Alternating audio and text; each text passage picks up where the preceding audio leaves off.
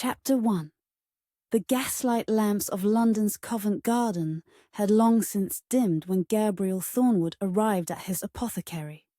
Fog curled around the cobblestones, draping the secluded courtyard of the night market in ghostly tendrils.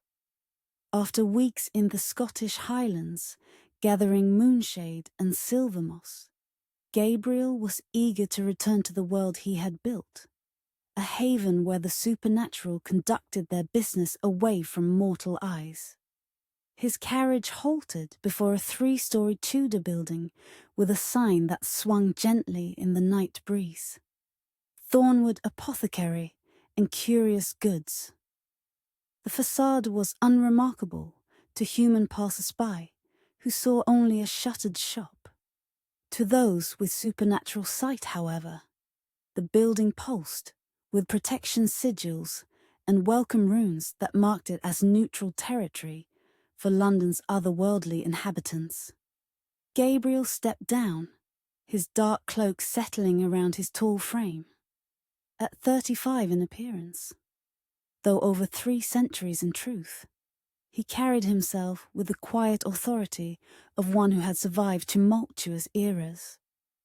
His canvas satchel was heavy with specimens, herbs that only bloomed under Scotland's northern lights, roots that responded exclusively to vampire touch. "I rather thought you might delay another fortnight," came a familiar voice.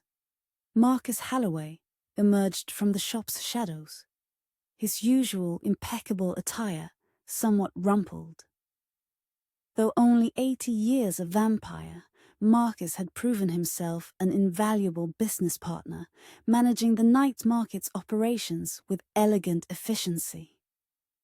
"The Highlands were productive," Gabriel replied, noting his friend's dishevelled appearance. "But clearly I've returned to some manner of trouble."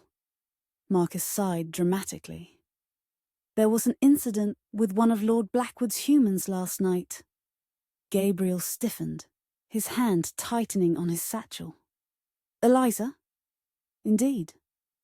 "She confronted Viscount Hargrove when he was overly harsh with a boy. The Viscount was not pleased to be challenged by a human, claimed or otherwise." Gabriel's jaw tightened. For over a year now, he had watched Eliza Winters whenever Lord Blackwood sent her to collect his monthly botanical orders. She moved through the marketplace with quiet dignity, despite the claiming mark on her wrist, the symbol that branded her as property of one of London's most ruthless vampire aristocrats. Was she harmed? The question emerged more sharply than intended. "No, but it might have gone poorly had I not intervened." Marcus gestured toward the apothecary doors. "She's inside, preparing Lord Blackwood's order." Gabriel hesitated. Each encounter with Eliza tested his control. A year of exchanged glances and carefully measured conversations had done nothing to diminish his fascination with her. "I've redone the uniforms for our human assistants," Marcus continued, oblivious to Gabriel's internal struggle. "Nothing ostentatious, simple black with silver trim. Dignified, yet distinctive." Gabriel nodded absently, his thoughts elsewhere. In the vampire world, claimed humans were untouchable by any save their masters. To interfere with another vampire's claim was punishable by execution, a final death from which even their kind could not return. The apothecary's interior welcomed him with familiar scents. Dried herbs, aged parchment, and the subtle undertone of preservation spells. Glass cabinets lined the walls, containing remedies for ailments that afflicted both mortal and immortal bodies. Moonlight streamed through stained glass windows, casting coloured patterns across the wooden floor. And there she was, arranging dried nightshade stems in Lord Blackwood's order box.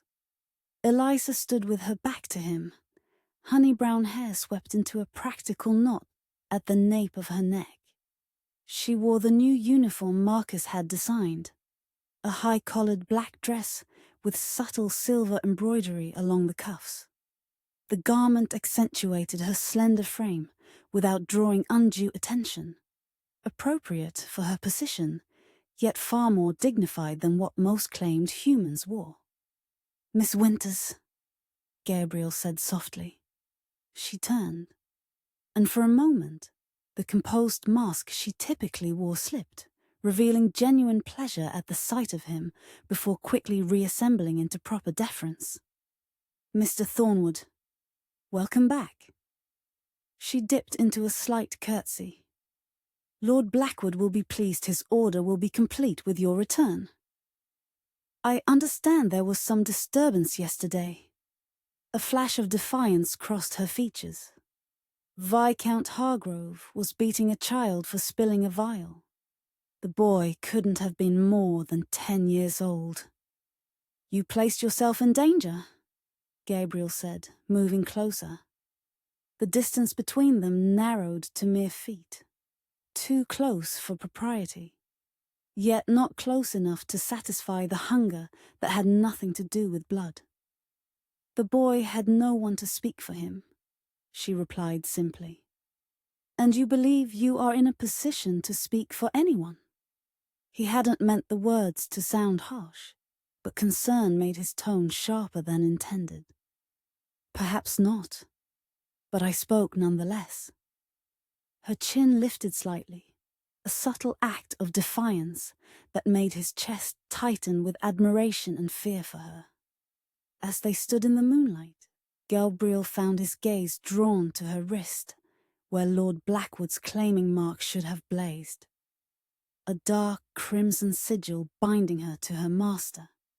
Instead, the mark appeared faded, its edges blurred as if slowly being erased.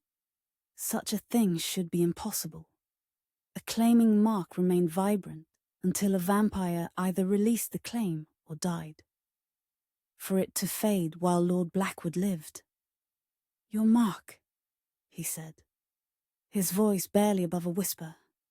Eliza quickly covered her wrist, her eyes widening. "It's nothing."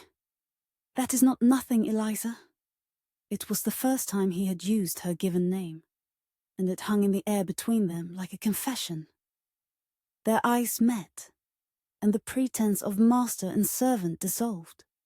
For one dangerous moment, they were simply a man and a woman, drawn together by something neither could explain. "I should finish this order," she said softly, though she made no move to turn away. Gabriel knew he should step back, maintain the distance that vampire law and custom demanded.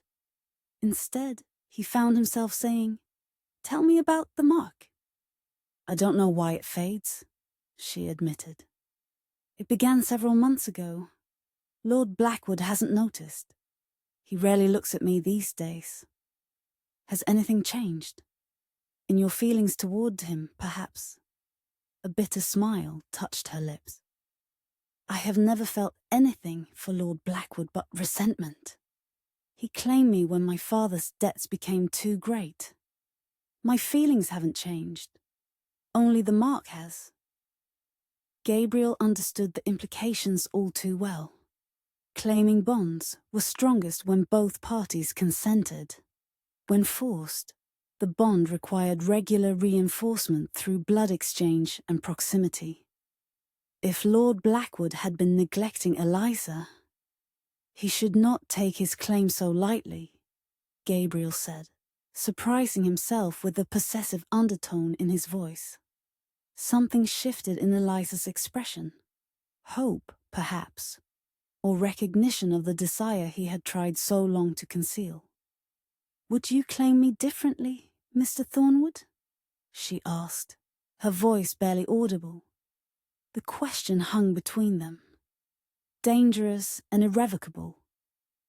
Neither moved, yet Gabriel felt as though the ground beneath him had tilted. 1 year of careful distance crumbled in the face of her direct question. "I would claim you not at all," he finally answered. "Unless you wished it." Her sharp intake of breath was the only sound in the moonlit shop. They stood close enough now that he could see the pulse at her throat, hear the quickening of her heartbeat. The scent of her, lavender in clean linen, with an underlying sweetness that was uniquely hers, threatened to overwhelm his carefully maintained control. Gabriel knew he had crossed a line from which there was no return. With those words, he had declared himself in opposition to another vampire's claim, a capital offence in their world. Yet looking at Eliza, seeing the fading mark, that suggested possibility where none should exist, he could not bring himself to regret it. "The night grows late," he said, stepping back with reluctance. "You should return to your master before he notices your absence." Eliza nodded, though her eyes remained locked with his. "Until next time, Mr. Thornwood." "Gabriel," he corrected softly. "When we are alone, I would have you call me Gabriel."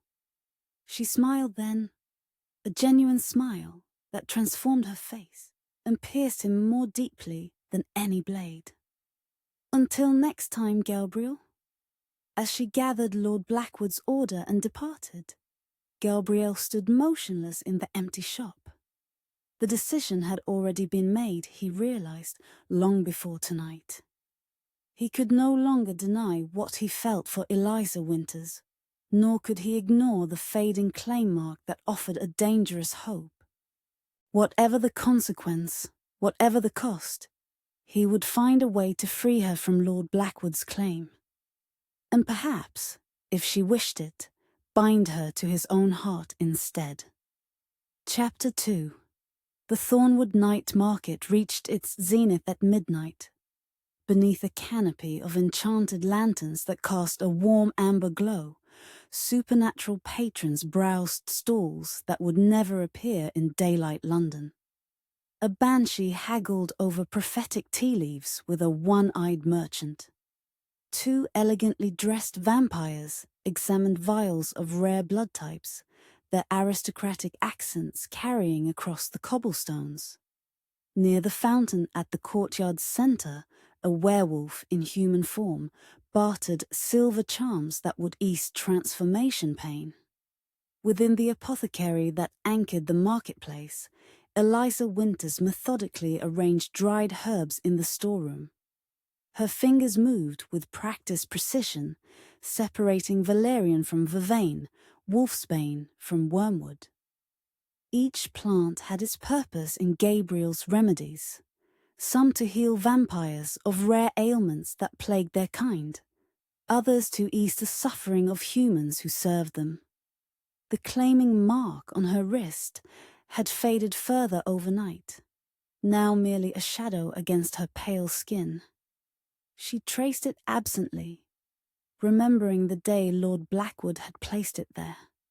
3 years ago, her father, a merchant with ambitions exceeding his means, had borrowed heavily from Lord Blackwood to finance a trading expedition to India.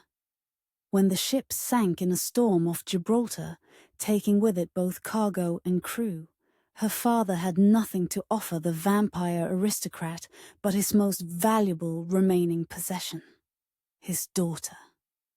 "You'll fetch a handsome sum at auction," Lord Blackwood had told her coldly, as the claiming ritual burned his mark into her flesh. "But I find myself in need of a personal assistant with refined manners. Serve me well, and I may keep you rather than selling you to less gentle masters." The memory made her hands tremble slightly as she tied bundles of sage with twine. Lord Blackwood had kept his word in the strictest sense. He had never sold her, but his idea of gentle treatment left much to be desired. The weekly taking of her blood, always in the company of his aristocratic friends who watched with hungry eyes. The casual cruelties designed to remind her of her place. The dismissal of her thoughts and feelings as irrelevant to her function. "Miss Winters." The deep voice startled her from her memories. Gabriel stood in the storeroom doorway, his tall frame silhouetted against the light from the shop beyond. He had changed from his travelling clothes into his usual attire, a charcoal waistcoat over a crisp white shirt, his raven hair tied back with a simple ribbon. Unlike most vampires who favoured ostentatious display, Gabriel dressed with understated elegance that only enhanced his otherworldly beauty. "Mr. Thornwood, Gabriel," she corrected herself, remembering his request from the night before. "I'm preparing tinctures for the month ahead. Marcus mentioned you were meeting with the council tonight." The meeting concluded early. He stepped into the storeroom, closing the door behind him. The elders were displeased with Lord Blackwood's recent activities in Whitechapel. It seems he has been feeding rather indiscriminately.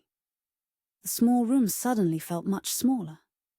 Dried herbs hung from the rafters, filling the air with their mingled scents: rosemary, thyme, mandrake, and the rarer plants that only grew in moonlight. The single oil lamp cast shifting shadows across Gabriel's features, highlighting the sharp angles of his face.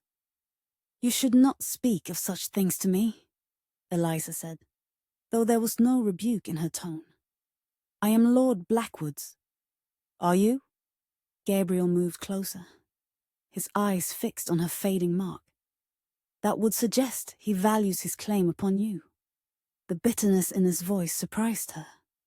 She had always sensed his kindness, his difference from other vampires, but this barely concealed anger on her behalf was unexpected. "He values what I represent," she replied carefully. "Status. One more symbol of his wealth and influence." Gabriel was close enough now that she could feel the coolness radiating from his skin. Not cold like death, but the pleasant chill of a shaded garden in summer. Vampires ran cooler than humans, their hearts beating only once for every 10 of hers.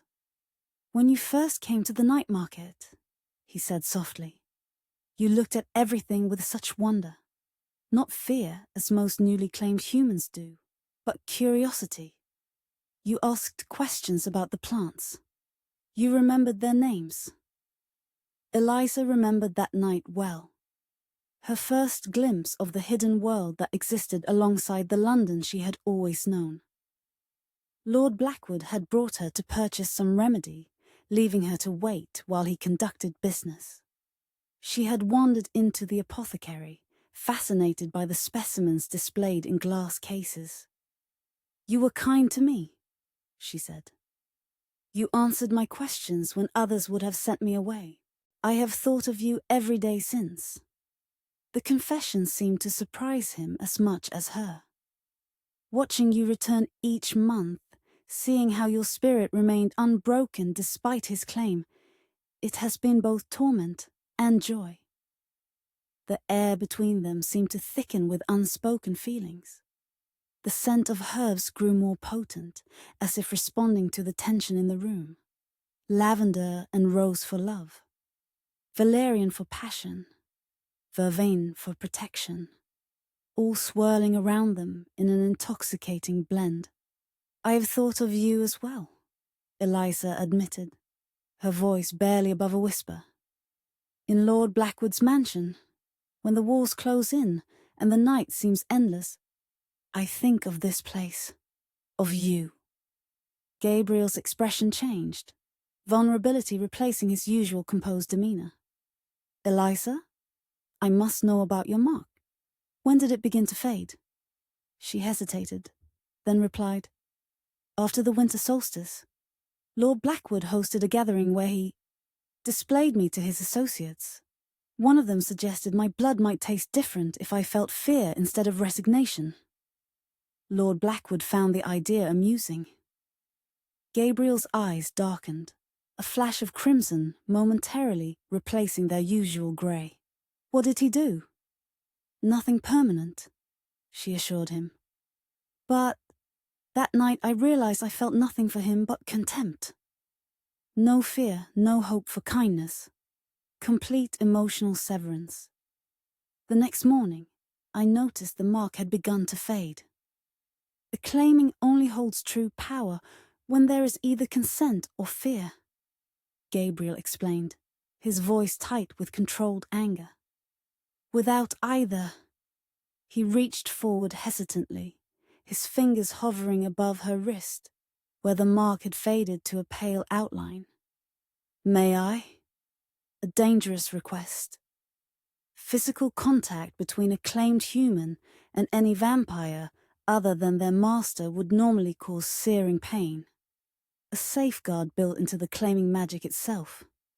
Eliza nodded, heart pounding so loudly she was certain Gabriel could hear it.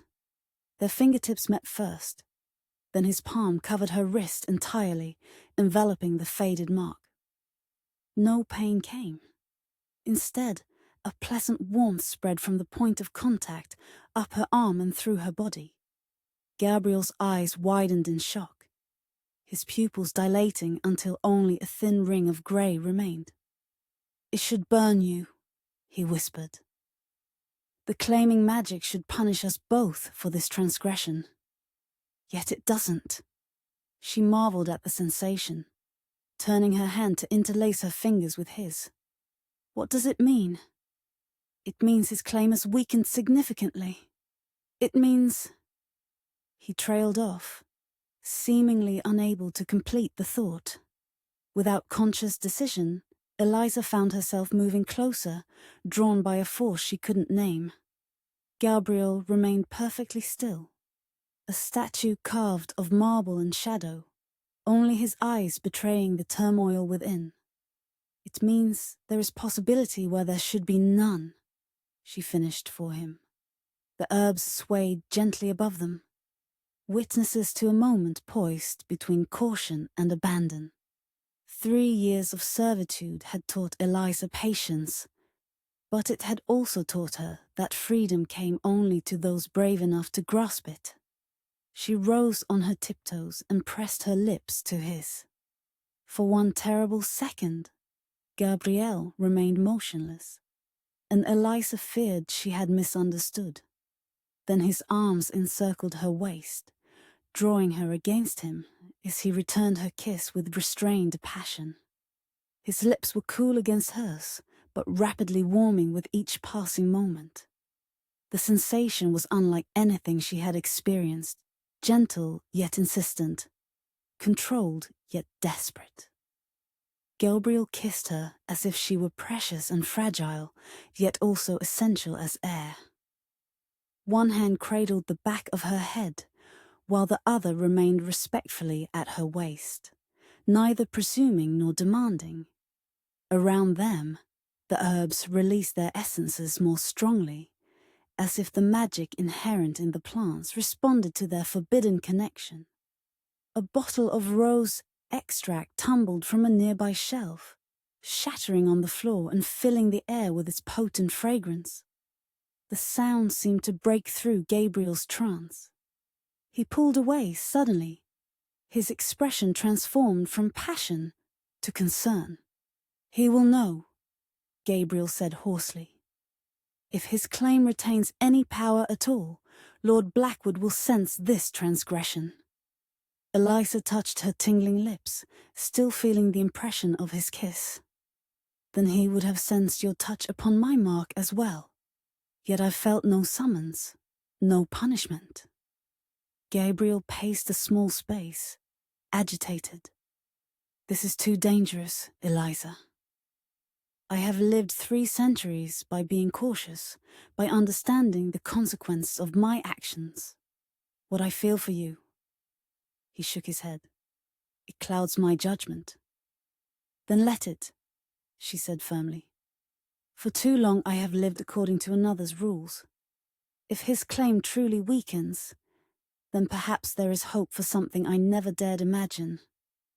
She stepped toward him, determination replacing uncertainty. I refuse to let this be our only moment, Gabriel. If my mark continues to fade, it must mean something. We must discover what. Gabriel stared at her, conflict evident in his expression.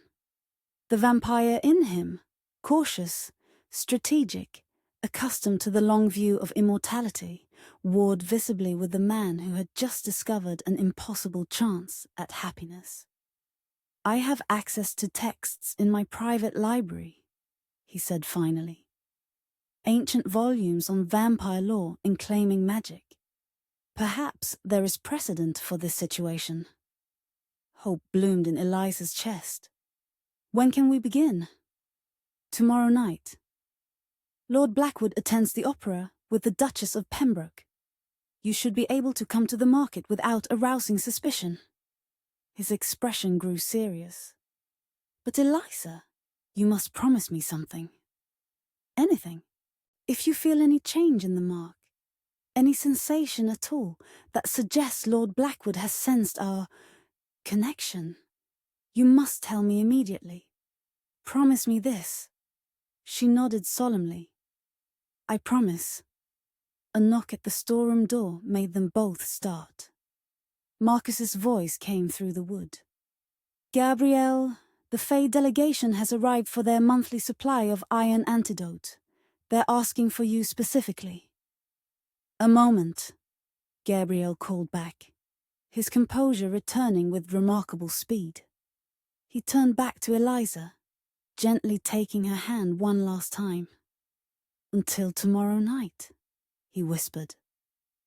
Raising her fingers to his lips in a gesture of old-world courtesy that somehow felt more intimate than their kiss had been.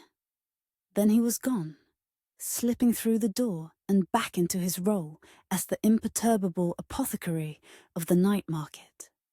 Eliza remained in the storeroom, surrounded by the fragrant herbs and her own racing thoughts. She touched the faded mark on her wrist, feeling not the usual dull ache of Lord Blackwood's claim, but a new sensation. The lingering coolness of Gabriel's lips against her skin. For the first time in 3 years, she allowed herself to feel something dangerous and wonderful. Hope. Chapter 3. The following evening, Eliza slipped away from Lord Blackwood's mansion with relative ease. "The master attends the Royal Opera House tonight with the Duchess," the housekeeper had informed her. "He requires your services tomorrow evening instead." The unexpected freedom felt like fate's intervention. London's fog clung to her cloak as she made her way through winding streets toward Covent Garden. The night market would be in full swing. Supernatural beings of all varieties conducting their business under cover of darkness. Yet her destination wasn't the market itself, but the Tudor building at its heart. The apothecary's main floor was bustling with customers.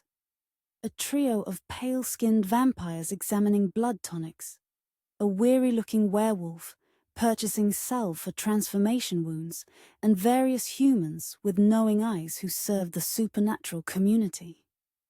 Marcus stood behind the counter, his eyebrows rising slightly at her unexpected appearance. "Miss Winters," he said, his voice carefully neutral. "Might I assist you?" "I have an appointment with Mr. Thornwood," she replied with equal formality. "Regarding an unusual reaction to my master's remedies." Marcus's expression revealed nothing, but he nodded once. "Second floor, the door at the end of the corridor. Mind the threshold, it's warded." She thanked him and climbed the narrow staircase at the back of the shop. The upper floors were noticeably quieter, with thick carpets muffling her footsteps. Gas lamps flickered in wall sconces, casting dancing shadows along panelled walls lined with paintings that seemed to shift when viewed directly. At the corridor's end stood a heavy oak door with intricate carvings, protective symbols etched into the wood alongside decorative vines and leaves. Eliza hesitated, then knocked softly. The door opened immediately, as if Gabriel had been waiting just inside. He wore simpler attire than his usual formal wear, a loose white shirt and dark trousers, his raven hair freed from its customary ribbon. The casual appearance made him seem younger, more approachable, though no less devastatingly handsome. "You came," he said, relief evident in his voice. "Did you doubt I would?" she asked, stepping forward. "Step carefully over the threshold," he cautioned. "The wards recognize my invitation, but they can be particular." Eliza felt a tingling sensation as she crossed into his private domain. Not unpleasant, but distinctly magical, like walking through a waterfall of invisible energy. Gabriel's quarters surprised her. Instead of the austere elegance she had expected, the space was warm and lived in. Bookshelves lined 3 walls from floor to ceiling, filled with leather-bound volumes in numerous languages. A comfortable sitting area faced a fireplace where flames danced merrily. Through an open door, she glimpsed a laboratory filled with alchemical equipment and specimen jars. Most striking was the glass ceiling, a magnificent dome constructed of hundreds of colored glass pieces that would capture daylight during morning hours while filtering the harmful rays that would damage vampire skin. "It's beautiful," she said, turning in a slow circle to take it all in. "I had it built a century ago," Gabriel explained, closing the door behind her. "Many of my kind shun all connection to the day, but I find I miss the sunrise. This allows me to experience a version of it safely." The intimacy of being in his private space suddenly struck her.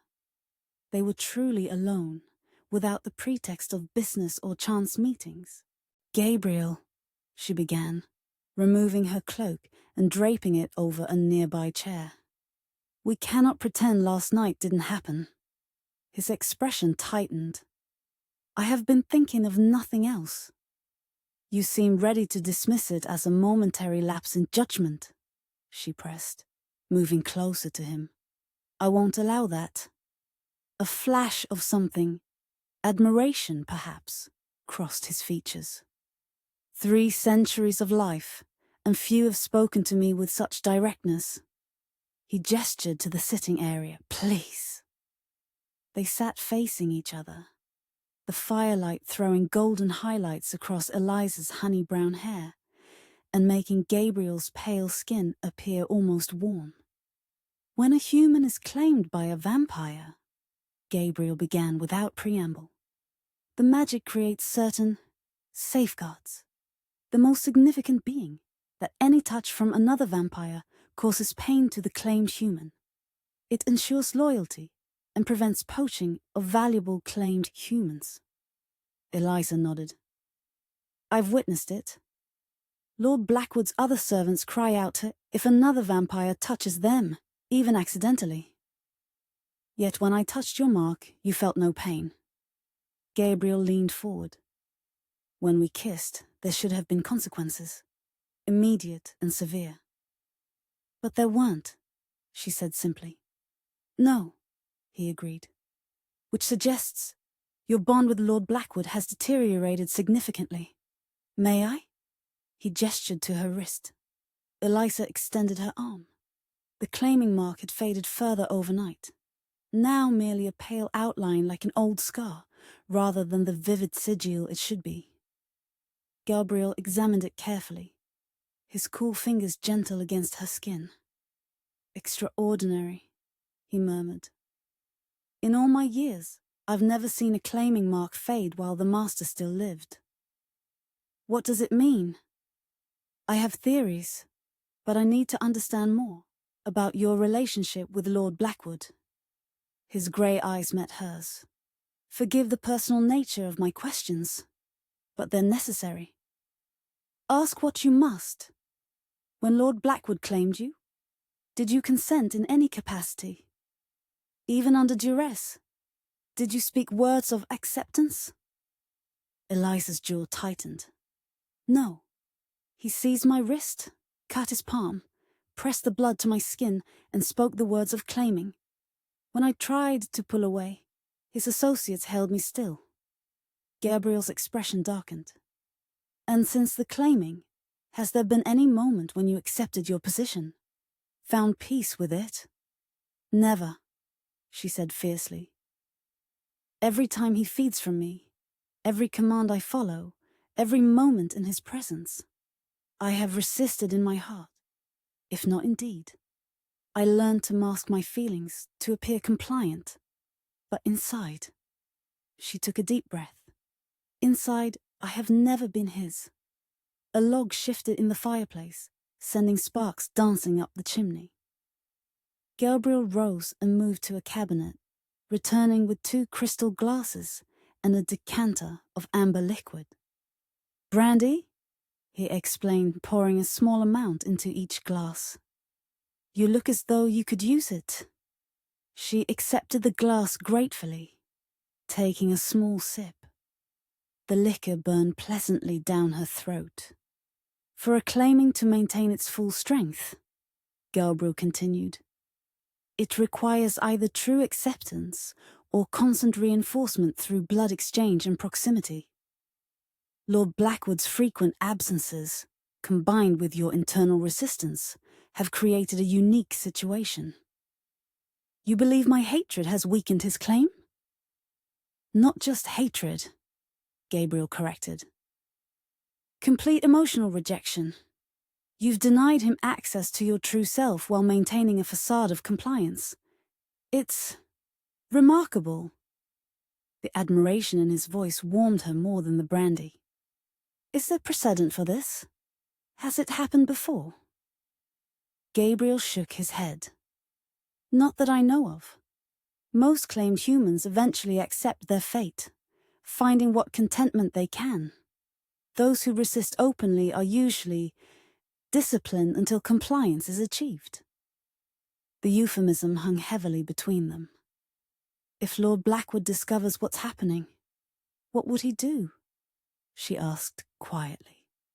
Gabriel's expression grew grave. "At minimum, he would renew the claim with more force. At worst..." He didn't finish the sentence. "And if he discovers us, discovers what happened between us, for you, punishment would be severe, but likely not fatal. He values you too much as property." Gabriel's voice was clinical, detached, as if distancing himself from the horror of his words. "For me, the penalty would be execution. Interfering with another vampire's claim is one of our highest crimes." Eliza set down her glass with a sharp click against the table. "Then we must be extremely careful, mustn't we?" Gabriel studied her face. "Eliza, perhaps we should not pursue this further. The risk..." "No." She rose, moving to stand directly in front of him. "I have spent 3 years living carefully, Gabriel. 3 years of measured words and hidden thoughts. 3 years wondering if this would be my existence until I grew old and useless to him. If there is even the smallest chance for something different, something real." Her voice broke slightly. "I won't turn away from it." He stood as well, leaving barely a handspan between them. "You cannot know what you're risking." "Can't I?" she challenged. "I've seen what Lord Blackwood does to those who truly displease him. I am not naive." "And still you would risk it? For what? For me?" There was genuine bewilderment in his voice. "For myself," she corrected gently. "And yes, for you. For the possibility of choosing my own fate." Gabriel turned away, moving to one of the bookshelves. He ran his fingers along the spines of several ancient-looking tomes before selecting one bound in midnight blue leather. "There are older laws than those the Council enforces," he said, returning to her side. "Ancient traditions that predate modern vampire society." He opened the book, revealing pages covered in elaborate script and illustrations. Claiming rituals evolved from blood bonds, sacred connections formed between vampires and humans who chose each other. The original bonds were mutual, consensual, and based on genuine affection or respect. Eliza leaned closer, examining the illuminated text. Then how did claiming become what it is now? As vampire society developed hierarchies and power structures, the ruling class corrupted the practice. They discovered that bonds could be forced, turning a sacred connection into a mechanism of control. His finger traced a passage written in a language she couldn't read. But the original texts suggest that forced claims have inherent weaknesses. Weaknesses that might explain what's happening to my mark. Exactly. Gabriel turned another page, revealing an illustration of a human and vampire with their hands clasped, a glowing connection between them. True bonds, formed with consent and genuine feeling, take precedence over forced claims. In ancient times, if a claimed human formed a true bond with another vampire, the original claim would dissolve. Hope kindled in Eliza's chest. You're suggesting that what's happening between us might be affecting your bond with Lord Blackwood, yes? Gabriel closed the book carefully. Our connection, whatever it may be, could be accelerating the deterioration of his claim. The implications hung in the air between them. Neither spoke for a long moment. The danger remains considerable, Gabriel finally said. If Lord Blackwood discovers his claim is weakening, he will take immediate action to reinforce it. If he learns another vampire is involved, then we must ensure that if we're discovered, you are protected, Eliza said decisively. Gabriel's brow furrowed. How would you propose to do that? We document everything. I write a formal declaration stating that I initiated all contact, that I pursued you despite knowing the laws. She held up a hand when he began to protest. It won't completely absolve you, but it might reduce the punishment from execution to something you can survive. Eliza. I'll not debate this point, Gabriel. Her tone brooked no argument. If we are to explore what's happening between us, we do so with this safeguard in place. A reluctant smile touched his lips. Has anyone ever told you that you're remarkably stubborn? My father mentioned it regularly, she replied, returning his smile. Usually, when I insisted on reading his books on business rather than practicing embroidery. Gabriel moved to a writing desk near the window, retrieving paper, ink, and pen. Very well. We'll document your statement. But I want it clearly understood that I reciprocated willingly. I'll not have you bear the entire responsibility. As Eliza began to compose her declaration, Gabriel watched her with a mixture of admiration and concern. Her penmanship was elegant, her choice of words precise and carefully considered. When she finished, she signed her name with a flourish, then passed the document to him. Now you, she said. Gabriel added his own statement and signature, then pressed his signet ring into a pool of red sealing wax at the bottom of the page. The wax glowed briefly with an inner light before settling into a perfect seal bearing his family crest. A binding signature, he explained. It adds magical weight to my testimony. He folded the document carefully and locked it in a small iron box, which he then placed in a hidden compartment behind one of the bookshelves.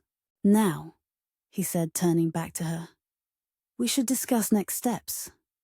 If your mark continues to fade at its current rate.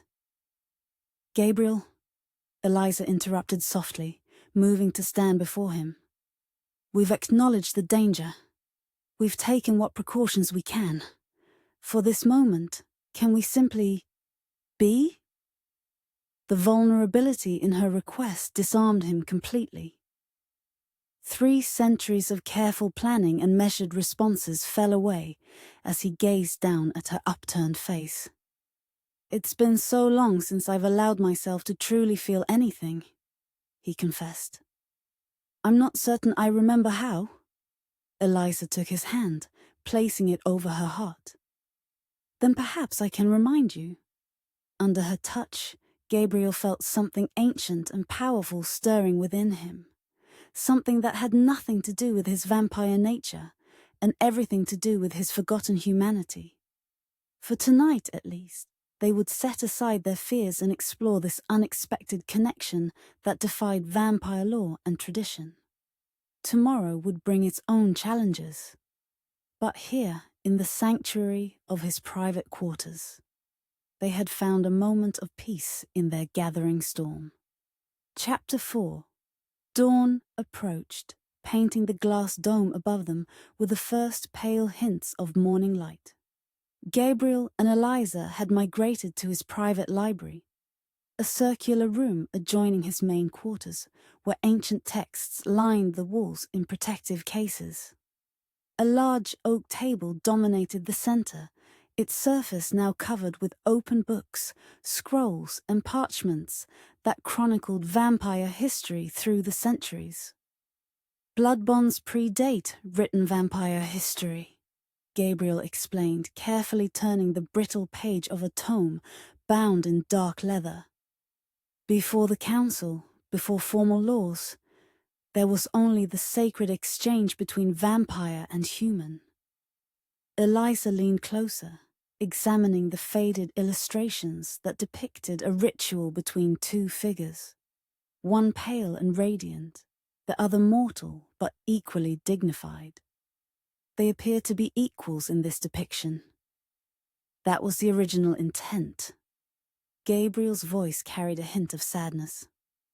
A true blood bond created partnership, not ownership. The vampire gained a trusted companion and reliable source of sustenance. The human received protection, extended life, and eventually transformation if they wished it. What changed? Eliza asked, though she suspected she knew the answer. Power, Gabriel said simply. As vampire society formalized, the aristocracy realized they could corrupt the bonding magic to create servitude rather than partnership. By the 1400s, the claiming ritual had replaced true blood bonds among the elite. He selected another book from the table, this one newer, with gold leaf decorating its edges. Current vampire law recognizes 3 types of human-vampire relationships. Blood servants voluntarily serve for payment or protection, but remain legally free. Blood bonds are consensual partnerships recognized by vampire law as nearly equal. And claimed humans, he gestured to her fading mark, property, with no legal rights of their own. Eliza's fingers traced the mark absently. Are there many true blood bonds left? Few among the aristocracy. More common among merchant-class vampires like myself. Gabriel closed the book. The council tolerates them, but discourages the practice. Equality threatens their power structure. And if a claimed human formed a blood bond with another vampire? Eliza asked, voicing the question that hung between them. Gabriel's expression grew grave. Traditionally, the punishment would be death for the vampire and severe discipline for the human. But these texts suggest an older tradition, the challenge of prior claim. He pulled forward a scroll, written in a language Eliza didn't recognize.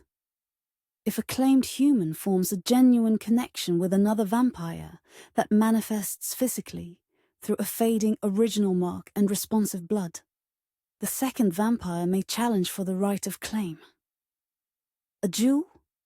Eliza's eyes widened. Of sorts.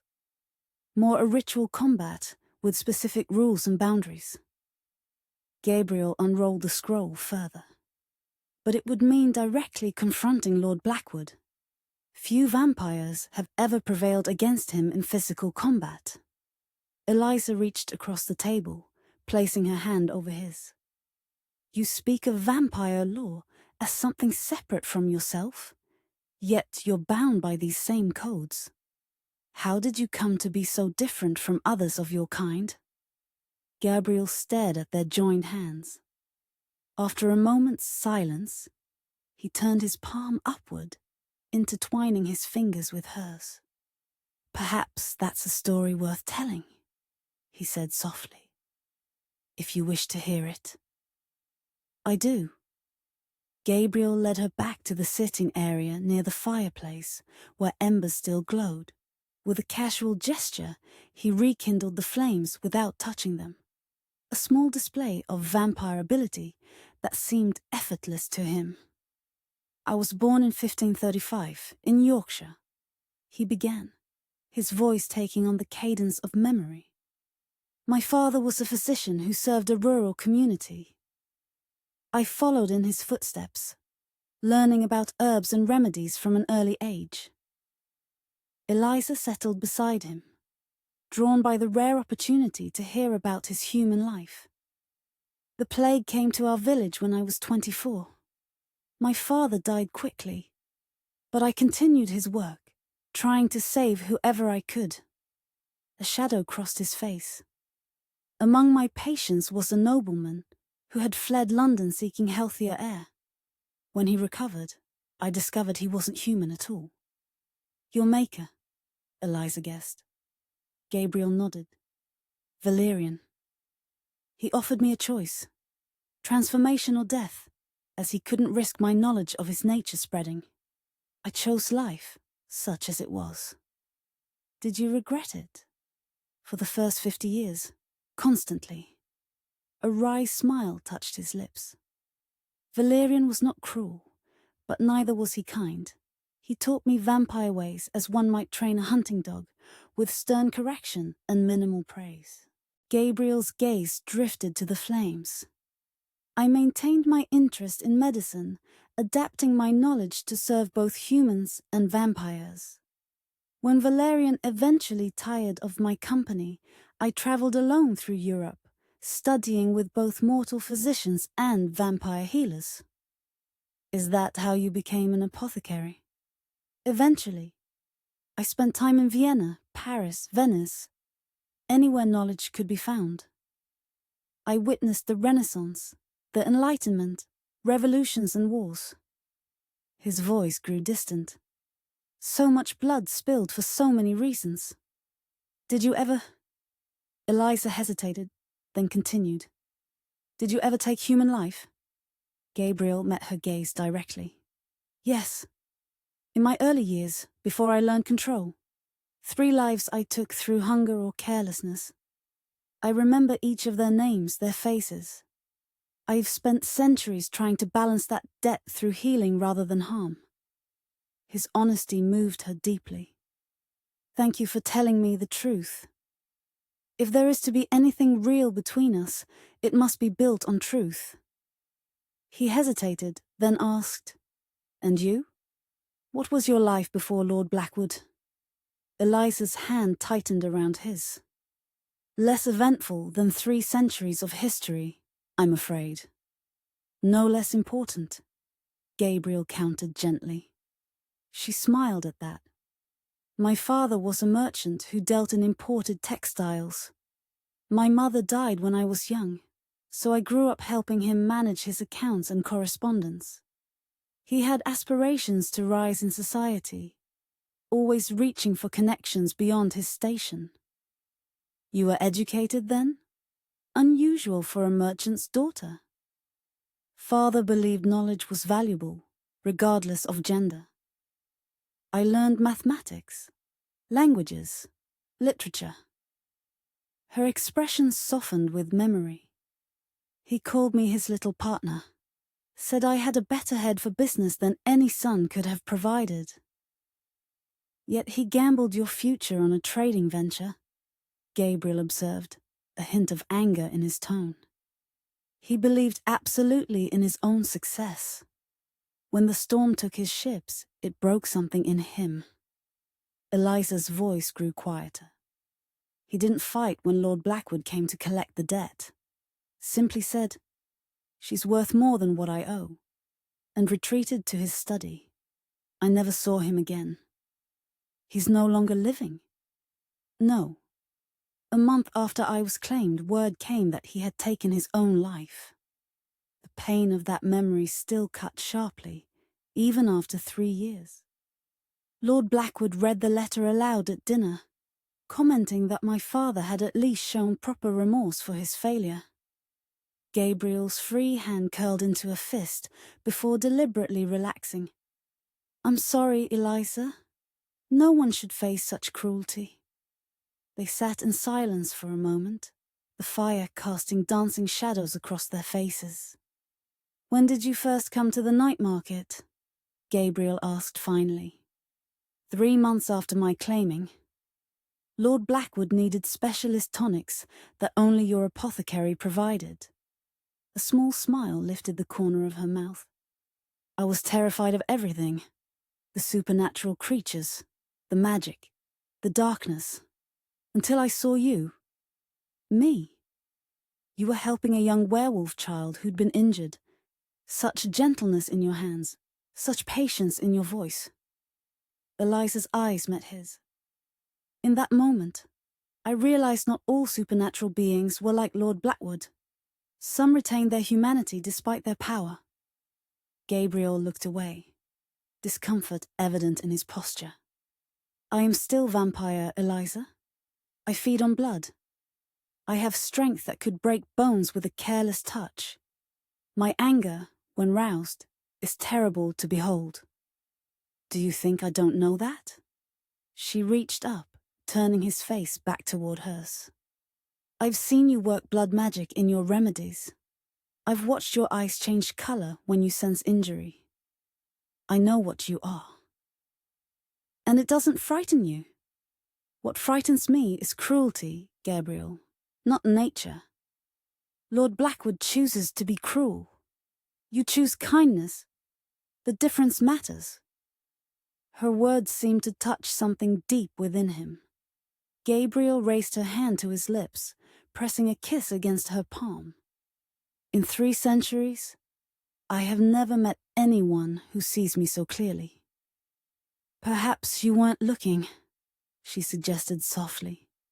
The light from the glass dome had strengthened, filtering the morning sun into a gentle glow that filled the room with soft illumination. Gabriel glanced upward, then back to her. "Dawn has fully arrived. You should return before you're missed." Eliza nodded reluctantly. "Lord Blackwood returns from the opera this afternoon. I must be present when he does." Gabriel rose, retrieving a leather-bound journal from his desk. "Take this. I've marked passages about blood bonds and claiming rituals that might help us understand what's happening with your mark." As she accepted the book, their fingers brushed. The simple contact sent a current of warmth through them both. "Will you come tomorrow night?" he asked. "I can have Marcus arrange a legitimate reason for your presence at the market." "Yes," she said without hesitation.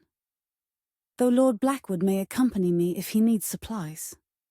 Gabriel's expression darkened momentarily. "Be careful in his presence. If he notices the fading mark, I've become adept at drawing his attention away from things he shouldn't notice." She tucked the journal into her pocket. "I'll return tomorrow night, with or without him." He walked her to the door, both of them reluctant for their time together to end. At the threshold, Gabriel took her hands in his. "Eliza?" he began, his voice uncharacteristically uncertain. "I must tell you something before you go." She waited, seeing the struggle in his expression. "In 300 years, I have never felt for anyone what I feel for you." The words emerged with quiet intensity. "I have had companions, shared blood and bed with both humans and vampires, but never this certainty, this recognition." The admission hung in the air between them, profound in its simplicity. "I feel it too," she whispered. "As if I've been waiting to find you, without knowing what I was missing." Gabriel's eyes darkened, a ring of crimson briefly replacing the grey, a sign of vampire emotion. We will find a way forward, whatever it takes. Their parting kiss was brief, but filled with promise, a seal on words spoken and unspoken. As Eliza descended the stairs and prepared to return to Lord Blackwood's world, she carried with her not just the hidden journal, but something far more precious: hope. In Gabriel's library, surrounded by the accumulated knowledge of centuries, they had discovered not just the possibility of breaking a vampire's claim, but the rarer possibility of a connection that transcended supernatural law. Whether that connection would prove their salvation or their downfall remained to be seen, but neither could turn back now. The blood whispered its truth between them, growing stronger with each shared moment, each revealed secret. And as the morning sun filtered through Gabriel's enchanted glass dome, two hearts, one beating slowly with immortal patience, the other quickly with mortal urgency, found their rhythms aligning despite all that should have kept them apart. Chapter 5. Rain lashed against London's cobblestones as Eliza hurried toward the night market. Lord Blackwood's foul mood after the disappointing opera had provided unexpected freedom. He was too busy berating his business associates in his study to notice her absence. Marcus acknowledged her with a silent nod as she entered the apothecary, indicating a door behind the counter that she had always assumed led to storage. She found Gabriel waiting in a small antechamber lined with empty shelves. "Did anyone follow you?" he asked. "No. Lord Blackwood won't notice my absence for hours." Gabriel placed his palm against what appeared to be solid wall. A seam appeared, widening to reveal a spiral staircase descending into darkness. He lit a lantern and led the way. "These stairs lead to a library that existed long before my apothecary," Gabriel explained. "I discovered it by accident in 1742, when this area was still mostly fields." The staircase wound downward, its walls marked with symbols that seemed to shift as the lantern light passed over them. "Protection wards," Gabriel noted. "Some date back to Roman London." At the bottom stood an iron door emblazoned with a complex sigil. Gabriel pressed his palm against it and whispered words in an ancient language. The door swung inward silently. Eliza gasped at the sight beyond. The circular chamber stretched upward for 2 stories, every wall lined with books, scrolls, and artifacts in glass cases. At its center stood a massive table of polished obsidian etched with an ancient map of the world. Most remarkable were dozens of glass spheres floating near the ceiling, each containing what appeared to be liquid light in various colors. "Mage lights," Gabriel explained. "Created by an Egyptian sorcerer I once saved. They've burned continuously for nearly 2 centuries. "It's magnificent," Eliza whispered.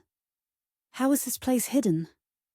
"It exists in what magical practitioners call a fold, slightly removed from ordinary reality. Time passes differently here.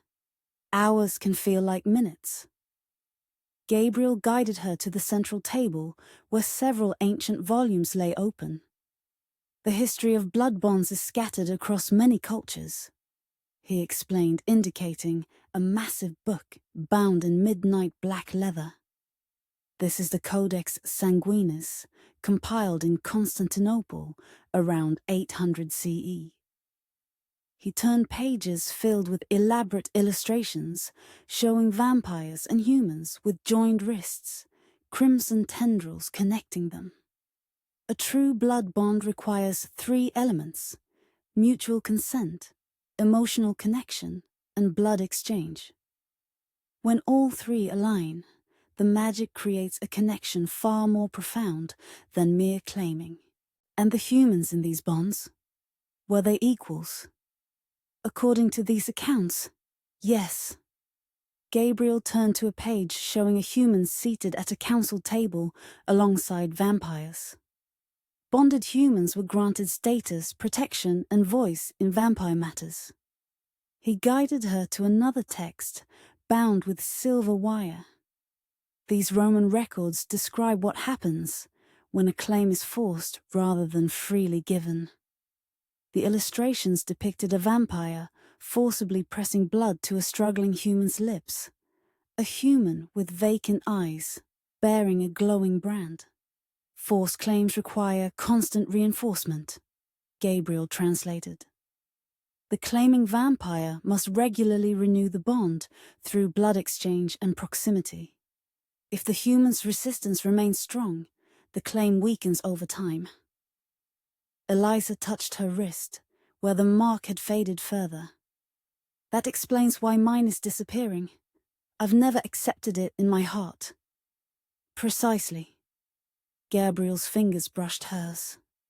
Your resistance, combined with Lord Blackwood's neglect, has allowed the claim to deteriorate. Their hands remain touching, the simple contact sending warmth through them both. Gabriel's expression softened as he looked at her, admiration evident in his gaze. Most humans would have surrendered their will long ago under such circumstances. Eliza's cheeks warmed. I had little else to hold on to, but my inner refusal. During a pause in their research, Gabriel brought forward a wooden chest inlaid with mother of pearl containing the founding documents of the night market. I established it in 1783 as neutral ground where supernatural beings could conduct business without conflict, he explained.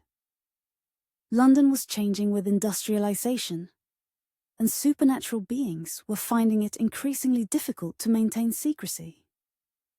The aristocratic vampires agreed to this? Not initially, Gabriel smiled. But when I demonstrated that my apothecary could provide remedies for ailments they preferred to keep private, they reconsidered. The council officially recognized the market's neutrality in 1798. As their research continued, Eliza found herself sharing details of her life in Lord Blackwood's household. The other humans he keeps fear him absolutely, she said quietly. 6 blood servants in constant terror. 2 housemaids claimed for family debts like myself. And Thomas, a boy Lord Blackwood claimed simply because he found the child's appearance aesthetically pleasing. How does he treat them? Gabriel asked, his expression darkening. With calculated cruelty designed to maintain fear. Never enough kindness to inspire loyalty, never enough brutality to damage his property permanently. And you? Gabriel couldn't complete the question. He feeds from me twice weekly in formal settings, usually with guests present. The public nature is deliberate, a demonstration of his power. Beyond that, he considers intimate relations with humans beneath his dignity. Gabriel's hand found hers. Your compassion in such circumstances speaks volumes about your character. Their most significant discovery came when Gabriel unsealed a scroll with black wax. This is it, he said after scanning the contents. Detailed instructions for the challenge of prior claim. Eliza moved to his side as they examined the document together. The ritual requires proof that the original claim has weakened, Gabriel translated. Your fading mark provides that evidence. It also requires demonstration that a competing bond has formed naturally between us. How would we demonstrate that? Through blood recognition. When a true bond begins to form, the blood of both parties reacts in distinctive ways when brought into contact. We could test that now, Eliza suggested boldly. Gabriel studied her face, then retrieved a small silver box containing a crystal vial and a delicate silver knife. This ritual will tell us whether a true bond has begun to form between us. And if it hasn't? Eliza asked quietly. Then challenging Lord Blackwood would be futile and likely fatal. His expression grew grave. If we discover a bond is forming and pursue the challenge, Lord Blackwood will know immediately when we begin formal proceedings. And if we discover a bond but don't act, the connection would continue to strengthen naturally, making it increasingly difficult to hide. Eventually, he would sense another vampire's influence. So our choices are to act with purpose or wait for discovery that will come regardless, Eliza summarized. Precisely. With steady hands, Gabriel made a small cut on Eliza's palm, catching a drop of her blood in the crystal vial. He then added his own blood to hers. The mixture began to swirl of its own accord, their two distinct shades of red intermingling. Then, remarkably, the combined blood began to glow from within, a soft, pulsing light that strengthened until it illuminated their faces. Within the vial, the blood formed a pattern resembling a double helix, spiraling in perfect harmony. In 3 centuries, I've never seen a response this strong in a nascent bond, Gabriel whispered. This is extraordinarily rare. What does it mean for us? Eliza asked. It means what exists between us is genuine, the beginning of a true blood bond. We have grounds to challenge Lord Blackwood's claim. When can we act? Eliza asked, decision crystallizing in her mind. Lord Blackwood travels to Edinburgh next week, she added. He'll be gone at least 10 days. During which time you could come here without risk of his immediate detection, Gabriel concluded.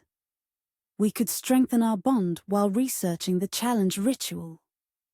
Then that is what we shall do, Eliza declared. When he departs, I will come to you. We will prepare, and upon his return, we will challenge his claim.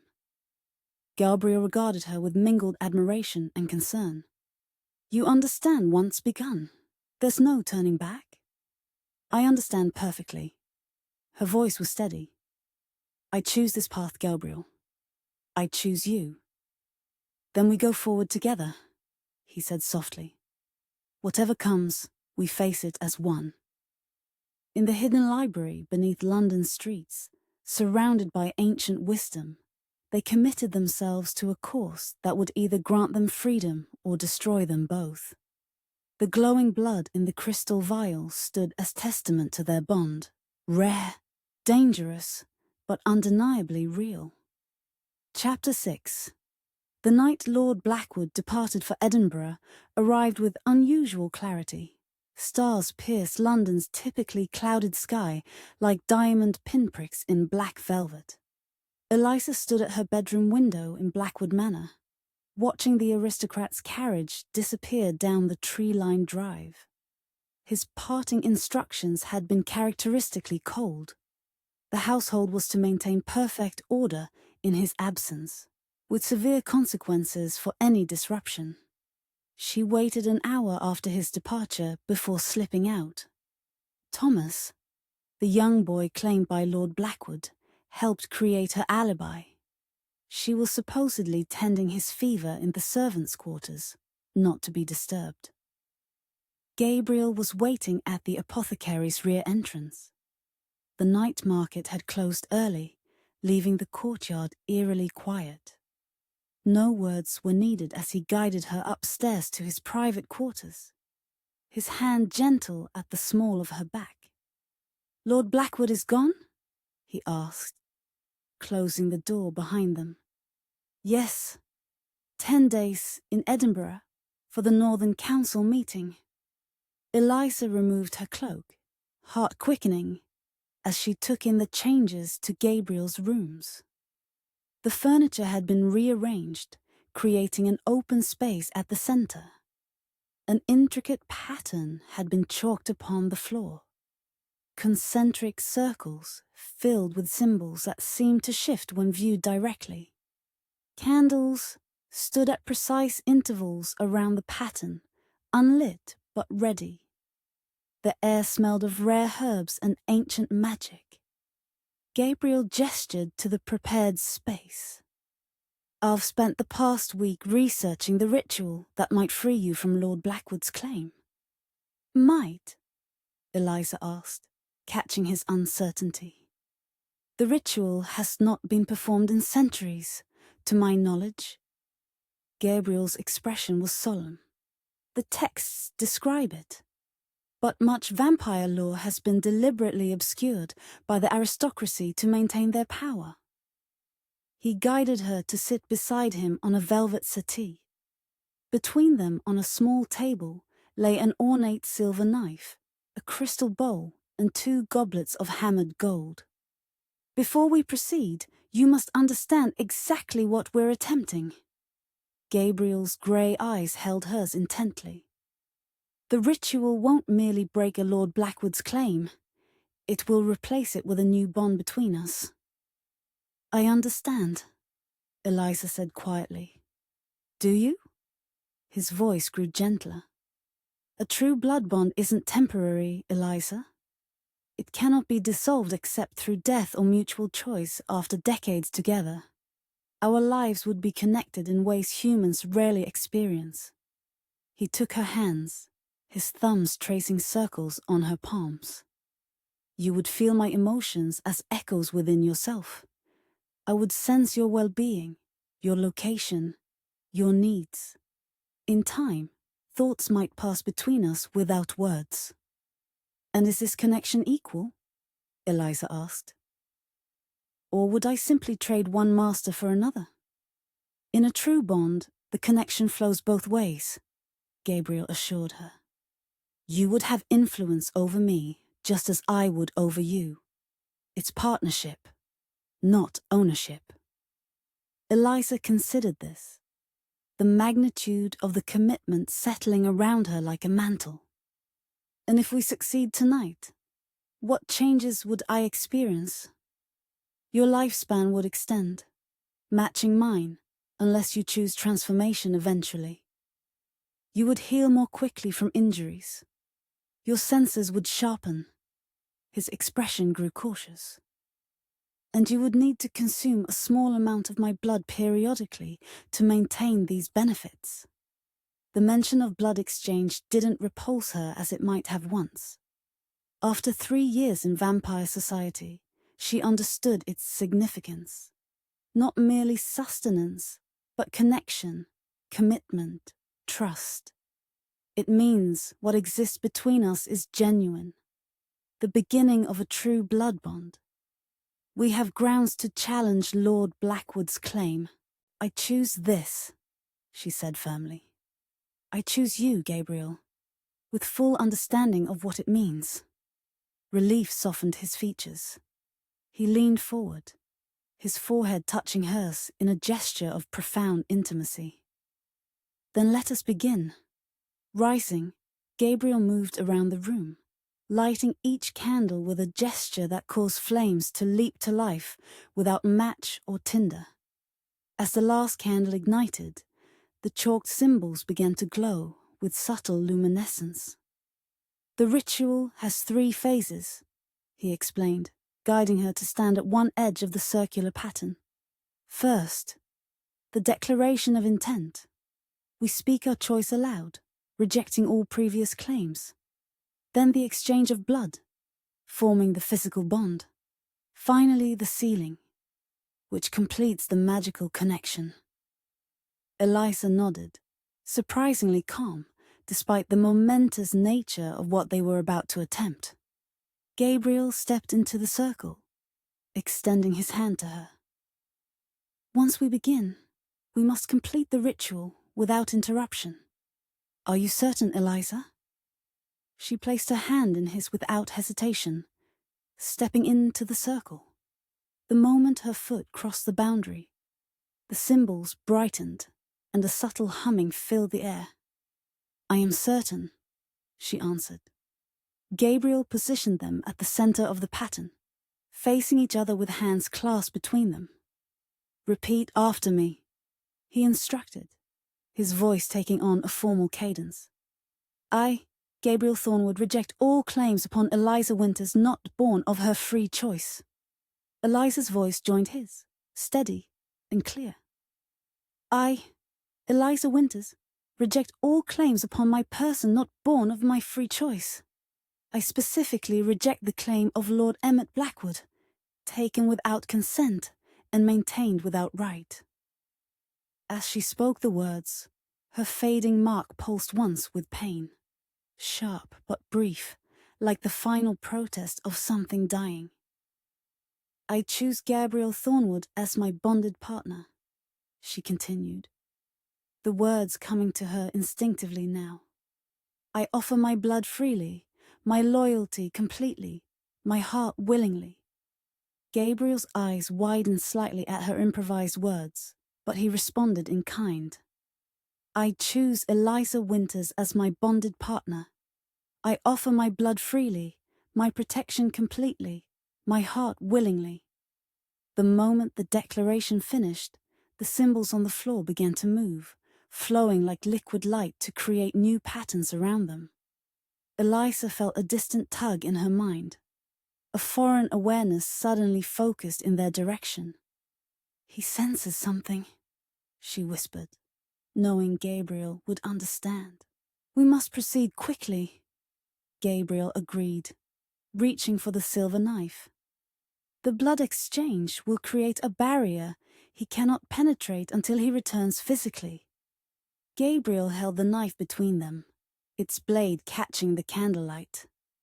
"The exchange is simple but significant. I will take a small amount of your blood. You will take a small amount of mine. As we drink, we focus on our connection, what we feel for each other, what we wish to build together." With careful precision, he drew the blade across his palm, allowing his dark blood to flow into one of the golden goblets. Then he took her hand, his touch gentle as he made a small cut across her palm. Her brighter blood filled the second goblet. "In ancient times," Gabriel said softly, "this exchange symbolized the balance between vampire and human, strength given and received, life shared rather than taken." He handed her the goblet containing his blood while taking the one with hers. The distant awareness in her mind grew sharper, more insistent. Lord Blackwood, sensing the challenge to his claim, even from Edinburgh. "Now," Gabriel said, raising the goblet. They drank simultaneously. The taste of Gabriel's blood was nothing like Eliza had expected. Not metallic or repugnant, but rich and complex, carrying impressions of his long life, his emotions, his essence. Heat spread through her body from within, a pleasant warmth that heightened her senses. Gabriel's eyes had closed as he drank her blood, his expression one of reverence. When he opened them again, they glowed crimson with vampire nature fully awakened. "I feel you," he whispered in wonder. "Not just your blood, but you." Eliza understood what he meant. A connection had opened between them. Not thoughts exactly, but impressions, emotions, an awareness of him that transcended ordinary senses. She could feel his wonder, his concern for her, his carefully controlled desire. The symbols around them pulsed in response to the exchange, their glow intensifying. In her mind, the foreign awareness, Lord Blackwood, grew more frantic, like claws scrabbling against a closed door. "The final phase," Gabriel said, setting down his empty goblet. He took both her hands in his, their blood mingling where their cuts touched. "The sealing completes the bond, making it permanent." "How is it done?" Eliza asked, though somehow she already knew. "Through the most ancient form of connection." His voice had deepened, resonating with power that made the very air vibrate. the meeting of bodies, breath, and spirit. He drew her closer, one hand cradling her face with infinite tenderness. This is your final moment to choose, Eliza. Once sealed, our bond cannot be broken except through the most extreme measures. In answer, she rose on her toes and pressed her lips to his. The moment their lips met, the symbols surrounding them erupted in brilliant light. Energy coursed between them, through them, around them. A current of ancient magic recognizing and amplifying their connection. Gabriel's arms encircled her, drawing her against him as the kiss deepened. Unlike their previous encounters, no hesitation remained. Only certainty, desire, and the profound recognition of two souls finding their counterpart. In Eliza's mind, the distant awareness of Lord Blackwood gave a final furious surge before abruptly vanishing. Simultaneously, a searing pain lanced through her wrist where his mark had been, then disappeared completely. In its place came a new sensation, warmth that spread upward from her wrist, through her entire body, settling around her heart like a protective embrace. When they finally parted, breathless, Eliza looked down at her wrist. Lord Blackwood's mark had vanished entirely. In its place was a new marking, not branded onto her skin, but seemingly emanating from within it. A delicate pattern, reminiscent of intertwined vines, the same deep green as Gabriel's eyes when caught in certain light. "It's beautiful," she whispered. Gabriel examined his own wrist, finding the same mark mirrored there. "A true bond," he said, wonder in his voice. "Not ownership, but partnership." The ritual circle's light gradually faded, leaving only the warm glow of candles. Outside, the first hints of dawn approached. They had spent the entire night in the ritual space, though it had seemed like mere moments. "What happens now?" Eliza asked, still feeling the echoes of their connection pulsing between them. Gabriel's expression grew serious. "Now we prepare. Lord Blackwood knows his claim has been broken. He will abandon his council meeting and return to London immediately, full of fury and vengeance." "How long do we have?" 3 days at most. Even pushing his horses to exhaustion, he cannot return from Edinburgh more quickly. Gabriel brushed a strand of hair from her face, his touch lingering. "We must use that time wisely, strengthening our bond, gathering allies, preparing for the confrontation to come." Eliza nodded, a new confidence filling her. She was no longer a claimed human without recourse, but a bonded partner with rights under ancient vampire law. The sensation of Gabriel's presence in her mind, a warm, steady assurance, bolstered her courage. "Together, then," she said, looking up at the man who had risked everything to free her from bondage. "Together," Gabriel agreed, sealing the word with another kiss as dawn broke over London. The first day of their new shared existence, and the beginning of their fight for the right to keep what they had forged. Chapter 7. The 2 days following the binding ritual passed in a flurry of preparation. Gabriel closed the apothecary to the public, citing a rare ingredient delivery that required his full attention.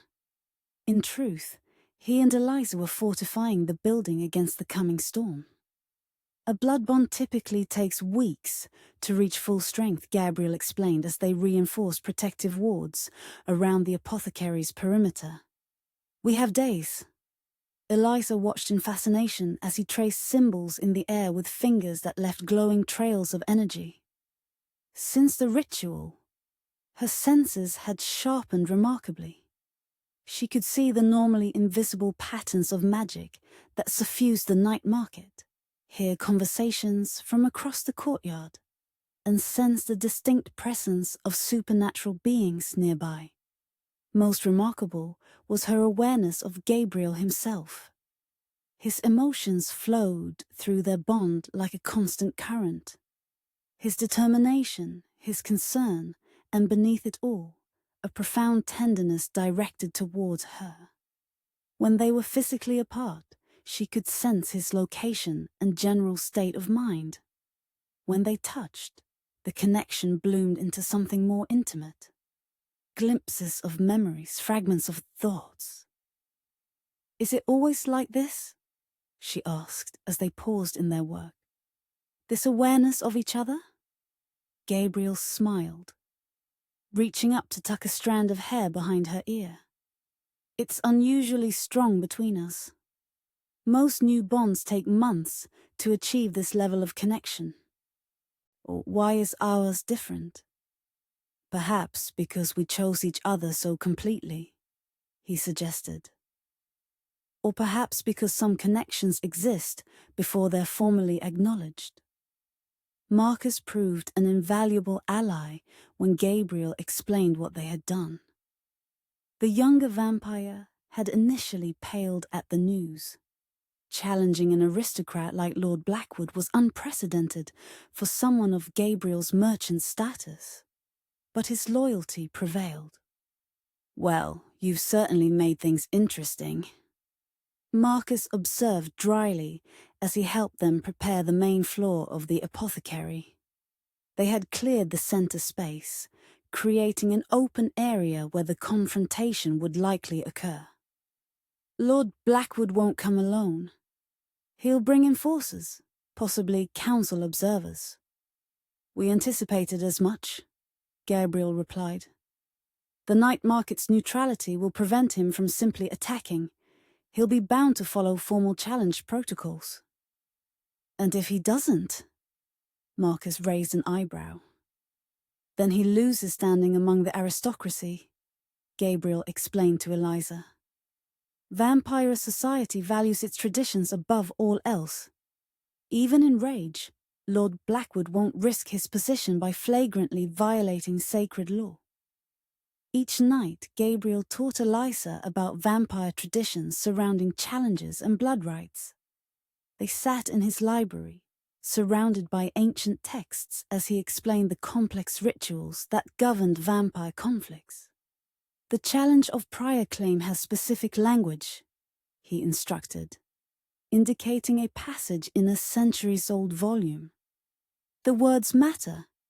They invoke magic older than the council itself." Eliza memorized the phrases carefully, aware that her role in the coming confrontation would be crucial. As Lord Blackwood's former claimed human, her voice carried special weight in the proceedings. "What happens if you win?" she asked during one such session. "When I win," Gabriel corrected gently, "the council will be required to formally recognize our bond and nullify any claim Lord Blackwood held. He will be forbidden from seeking retribution against either of us." "And if you lose?" Eliza couldn't keep the fear from her voice. Gabriel's expression darkened. "Then I would face final death. And you," he couldn't finish the sentence, "would be returned to him," she completed grimly, "with no hope of escape." Despite the stakes, Eliza found herself adapting to her new reality with surprising ease. The blood bond had changed her in subtle but significant ways. Small injuries healed within hours. Her strength had increased noticeably. Most remarkably, she discovered an ability to sense the emotions of others around her, not as clearly as she felt Gabrielle's, but enough to discern truth from falsehood. "You're a natural empath," Gabriel observed after testing this ability. "The bond has merely enhanced what was already there." On the third morning after the ritual, while Gabriel rested in the specialized chamber he used during daylight hours, Eliza felt a sudden chill through their bond. She had been inventorying medicinal herbs with Marcus when the sensation struck a cold awareness of danger approaching. "He's coming," she said, looking up sharply. "Lord Blackwood has returned to London." Marcus glanced at the daylight visible through the windows. "Before sunset? He must have travelled without rest." "Fury drives him," Eliza replied, instinctively touching the new mark on her wrist. Gabriel's mark, freely accepted. "He'll wait until nightfall to approach, but he's preparing his enforcers now." As twilight approached, Gabriel emerged from his rest chamber, immediately drawing Eliza into his arms. Their bond hummed with shared anxiety and determination. "I feel him," Gabriel confirmed grimly. "His rage burns cold, even at this distance." "How many come with him?" Marcus asked, checking the silver-bladed dagger at his belt. Gabriel closed his eyes briefly, extending his senses. 6 vampires besides himself. 2 are council observers." "That's actually favourable," Marcus noted. "The observers will ensure he follows protocol." They completed their final preparations as darkness fell. Gabriel wore formal attire, befitting the gravity of the occasion. A black frock coat with silver embroidery, a blood-red waistcoat, and the crest of his bloodline displayed on a silver pin at his throat. Eliza wore a gown of deep emerald that matched their bond marks, with her hair swept up to display the unmarked column of her neck. A deliberate statement that she was no longer claimed property. "Remember," Gabriel told her, taking her hands in his, "no matter what he says or does, you have rights under the ancient law. Speak clearly without fear. Our bond gives you protection he cannot easily circumvent." Eliza nodded, drawing strength from his confidence and the steady pulse of their connection. "I remember the words. I won't falter." The attack on their senses came first. A suffocating pressure of ancient power that swept through the night market like an Arctic wind. Supernatural beings scattered, closing their stalls and retreating to safety. Within minutes, the normally bustling courtyard stood empty, except for the apothecary building where lights still burned. "He makes quite an entrance," Marcus observed tensely from his position near the door. Gabriel positioned himself in the center of the cleared space, Eliza slightly behind his right shoulder, the traditional place for a bonded partner during formal challenge. The apothecary door burst open without a touch, slamming against the wall with supernatural force. Lord Blackwood stood in the threshold, his tall figure radiating cold fury.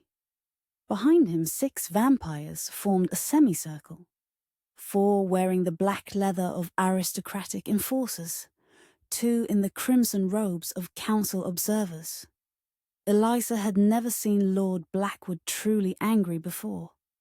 His usual cold composure had shattered, revealing the predator beneath. His eyes blazed crimson, black veins visible beneath his pale skin. When he spoke, his voice carried the weight of centuries. "Thornwood." The name emerged as a hiss. "You dare!" Gabriel stood unmoving, his posture relaxed but alert. "Lord Blackwood, you've returned from Edinburgh earlier than expected. I trust your journey was pleasant." The mockery in Gabriel's tone caused one of the enforcers to step forward threateningly. A sharp gesture from one of the council observers halted him. Lord Blackwood's gaze fixed on Eliza, his expression contorting with rage when he saw her unmarked wrist. "My property appears to have been tampered with." "Not property?" Gabriel corrected calmly. "Not anymore." With deliberate movements, Gabriel raised his right hand, displaying the bond mark that matched Eliza's. "I invoke the challenge of prior claim, as established in the blood codes of antiquity. Before witnesses and council observers, I declare Eliza Winters bound to me by mutual consent and shared blood, superseding all previous claims upon her person. One of the council observers stepped forward. An ancient female vampire with silver hair and eyes like polished amber. The challenge is formally noted. Evidence of bond? In response, Gabriel extended his hand to Eliza. She placed her palm against his, their matching marks glowing with emerald light where they touched. A murmur ran through the assembled vampires. A true bond, the observer acknowledged, turning to Lord Blackwood. The challenge has merit under ancient law. You may accept, negotiate terms, or renounce your prior claim with compensation. Lord Blackwood's laugh held no humour. Renounce? To a merchant who poaches what is mine? I think not. He removed his formal jacket, handing it to one of his enforcers. I accept the challenge. To the death, as is my right as the agreed party. The female observer nodded solemnly. So witnessed. The terms are set. Challenge of prior claim. Resolution by combat to final death. She turned to Eliza. The human bound to both must speak her choice freely. This was the moment Gabriel had prepared her for. Eliza stepped forward, her voice steady despite the terror Blackwood's presence inspired. I, Eliza Winters, reject the claim of Lord Emmett Blackwood, taken without consent and maintained without right. I affirm my bond with Gabriel Thornwood, entered freely and with full understanding of its meaning. My blood, my will, and my heart recognize no other claim. The ritual words sent a visible shock through Lord Blackwood. For an aristocrat accustomed to absolute control over his possessions, her defiance was perhaps more wounding than Gabriel's challenge. The human has spoken, the observer intoned. The challenge proceeds. With a gesture, the observers created a circle of light on the apothecary floor, the traditional boundary for vampire combat. Gabriel stepped into the circle, his eyes meeting Eliza's briefly. Through their bond flowed his determination, his confidence, and a fierce love that steadied her racing heart. Lord Blackwood entered the circle from the opposite side, his movements predatory, his rage barely contained. I will enjoy watching you burn, Thornwood. And when you're ash, I will spend decades teaching your little bondmate the cost of betrayal. Gabriel remained silent, his posture shifting subtly as he prepared for combat. Though he had explained vampire dueling to Eliza, the reality proved far more terrifying than any description. The two vampires began to circle each other, their movements becoming too fast for human eyes to follow. Eliza, with her enhanced senses, could barely track them. Blur of motion, the crack of impact as they collided, the flash of fangs and claws. Lord Blackwood clearly held the advantage of age and aristocratic power. His first serious attack sent Gabriel crashing into a display case, glass shattering around him. But where Blackwood fought with cold fury, Gabriel fought with calculated precision, each movement efficient and purposeful. Through their bond, Eliza could feel Gabriel drawing on her strength, their connection amplifying his own considerable power. She focused intently on that connection, willing her energy into him with each breath. The combat moved almost too quickly for comprehension. Moments of stillness punctuated by explosive violence. Blood spattered across the floor from both combatants. Lord Blackwood fought with the arrogance of one who had never known defeat. Gabriel fought with the determination of one who had everything to lose. A particularly vicious attack from Blackwood left Gabriel momentarily vulnerable. The aristocrat seized the advantage, slamming Gabriel to the floor with supernatural strength. His hand closed around Gabriel's throat, claws extending toward vital veins. "Your trick with the bond won't save you," Blackwood snarled. "I've ended better vampires than you for lesser offenses." Eliza felt Gabriel's pain through their connection, his momentary desperation. Without thinking, she poured her emotion into the bond between them. Not just strength, but the full force of what she felt for him. Love, trust, hope for their future. Gabriel's eyes flared with renewed power, with a surge of strength that surprised even the council observers. He broke Blackwood's grip and countered with a move too fast for Eliza to see clearly. The two vampires separated, circling again. Blood streaked Gabriel's face from a gash at his temple, but his expression showed newfound resolve. Through their bond, Eliza felt his gratitude for what she had shared and his own emotions flowing back to her. Deep affection, an iron determination. "You fight well for a merchant," Lord Blackwood acknowledged, wiping blood from his own injuries. "But you cannot win against me. I was ancient when your maker was still human." Gabriel's reply was calm, measured, revealing none of the exertion Eliza could feel through their bond. "Age provides advantage, certainly. But you fight alone, Blackwood." "I do not." As the duel resumed with renewed intensity, Eliza understood the truth in Gabriel's words. Through their bond, they fought as one, his physical strength augmented by her emotional support, her courage bolstered by his unwavering resolve. Whether this would be enough against Lord Blackwood's centuries of power remained to be seen. But as the combat reached new heights of ferocity, one thing became certain. This was no ordinary vampire duel, but a clash between the old world of claiming and the ancient tradition of true bonds. The crimson storm had broken upon them, and only one side would emerge from its fury. Chapter 8. The night market stood unnaturally silent. Stalls normally bustling with supernatural commerce were abandoned, their owners watching from shadowed doorways and upper windows. Within the apothecary, the circle of combat glowed with ancient power, defining the arena where Gabriel and Lord Blackwood continued their deadly dance. Blood already stained the polished floor.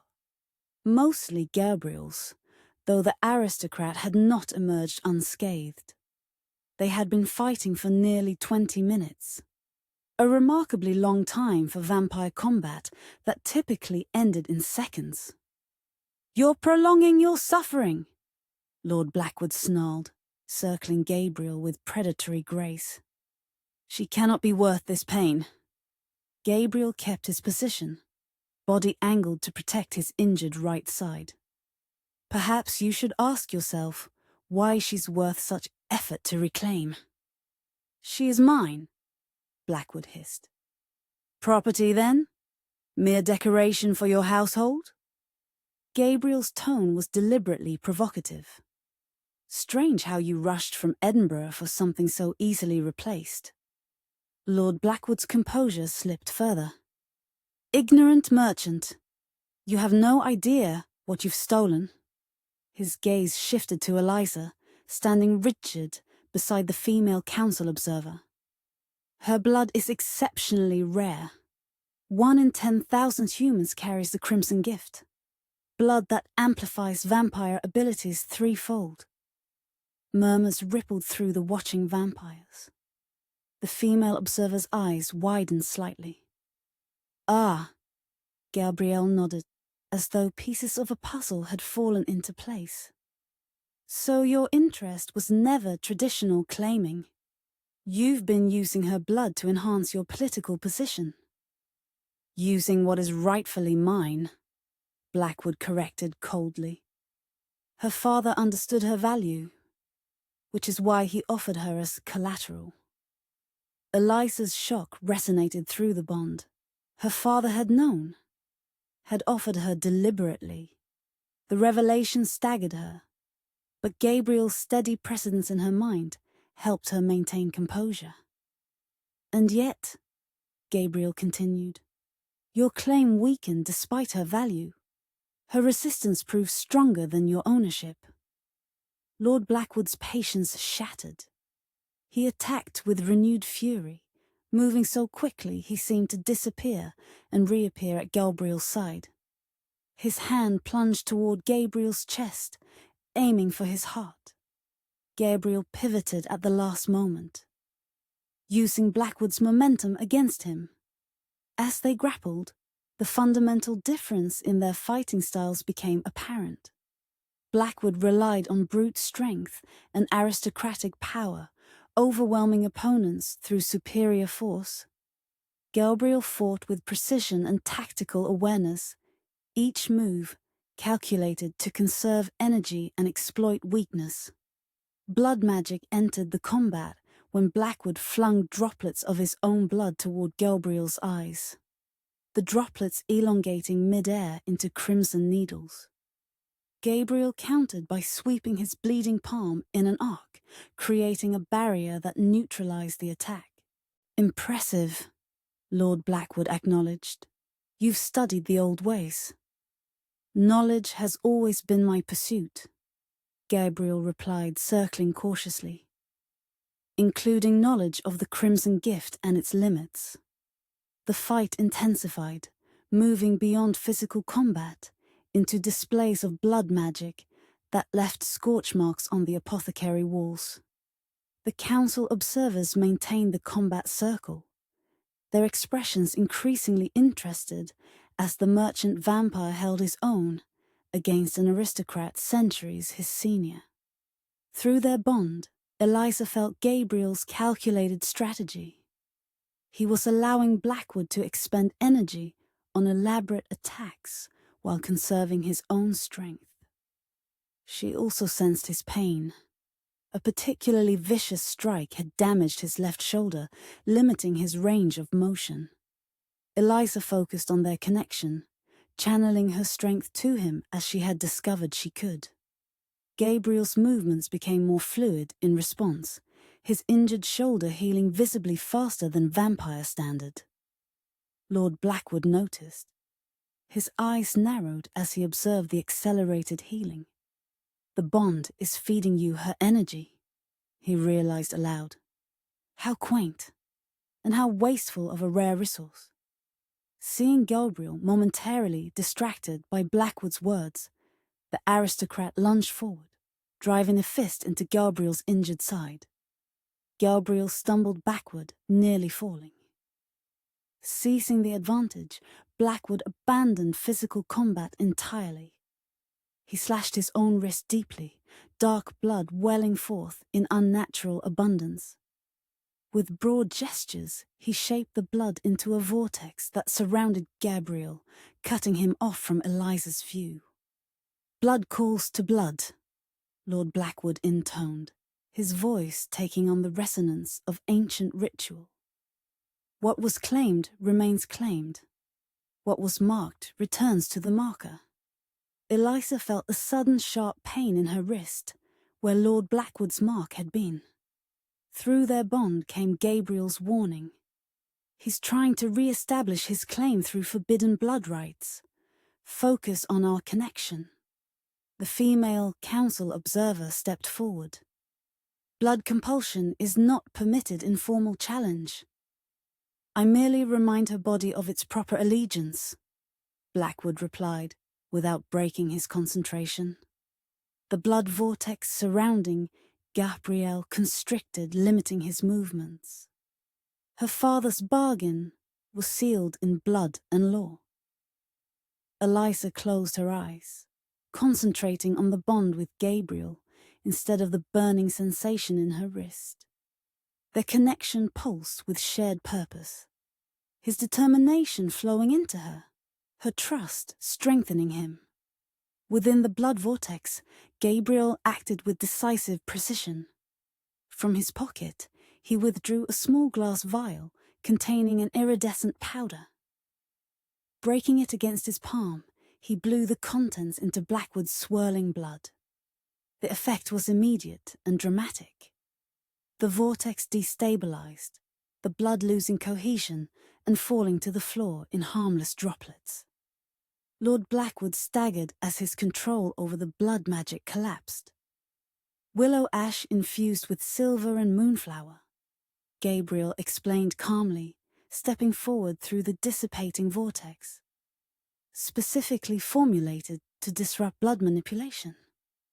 Fury and disbelief warred on Lord Blackwood's face. Apothecary tricks cannot counter pure bloodline power.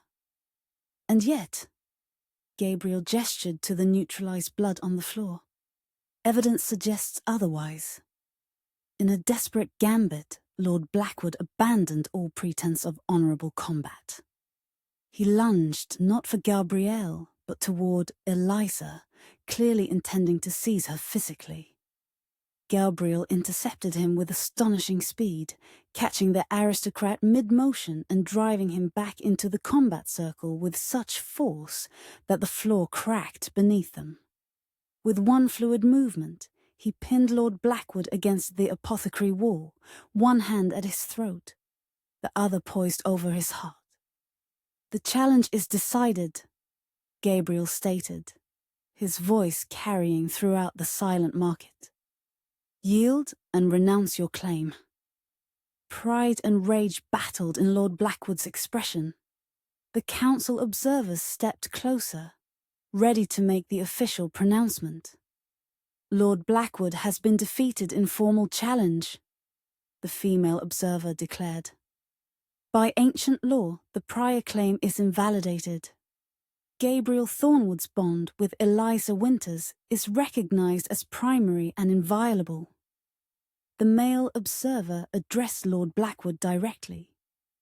"You must formally renounce your claim to preserve honor and standing within the council." For a moment, it seemed Lord Blackwood might refuse, might choose final death over the humiliation of surrender. Eliza held her breath, aware that Gabriel would be forced to destroy him if he did not yield. Finally, calculation replaced rage in the aristocrat's eyes. "I renounce my claim," he stated coldly. "The human Eliza Winters is released from all obligations to my household." Gabriel stepped back, allowing Lord Blackwood to straighten his clothing with as much dignity as possible. The council observers nodded in formal acknowledgement. "It is witnessed," the female observer declared. "By blood right and ancient law, Eliza Winters is bound solely to Gabriel Thornwood, merchant of the night market. All previous claims are hereby dissolved." She turned to Lord Blackwood. "The law further stipulates that you may not seek retribution against either party, directly or through agents. To do so would result in your permanent exclusion from council protection."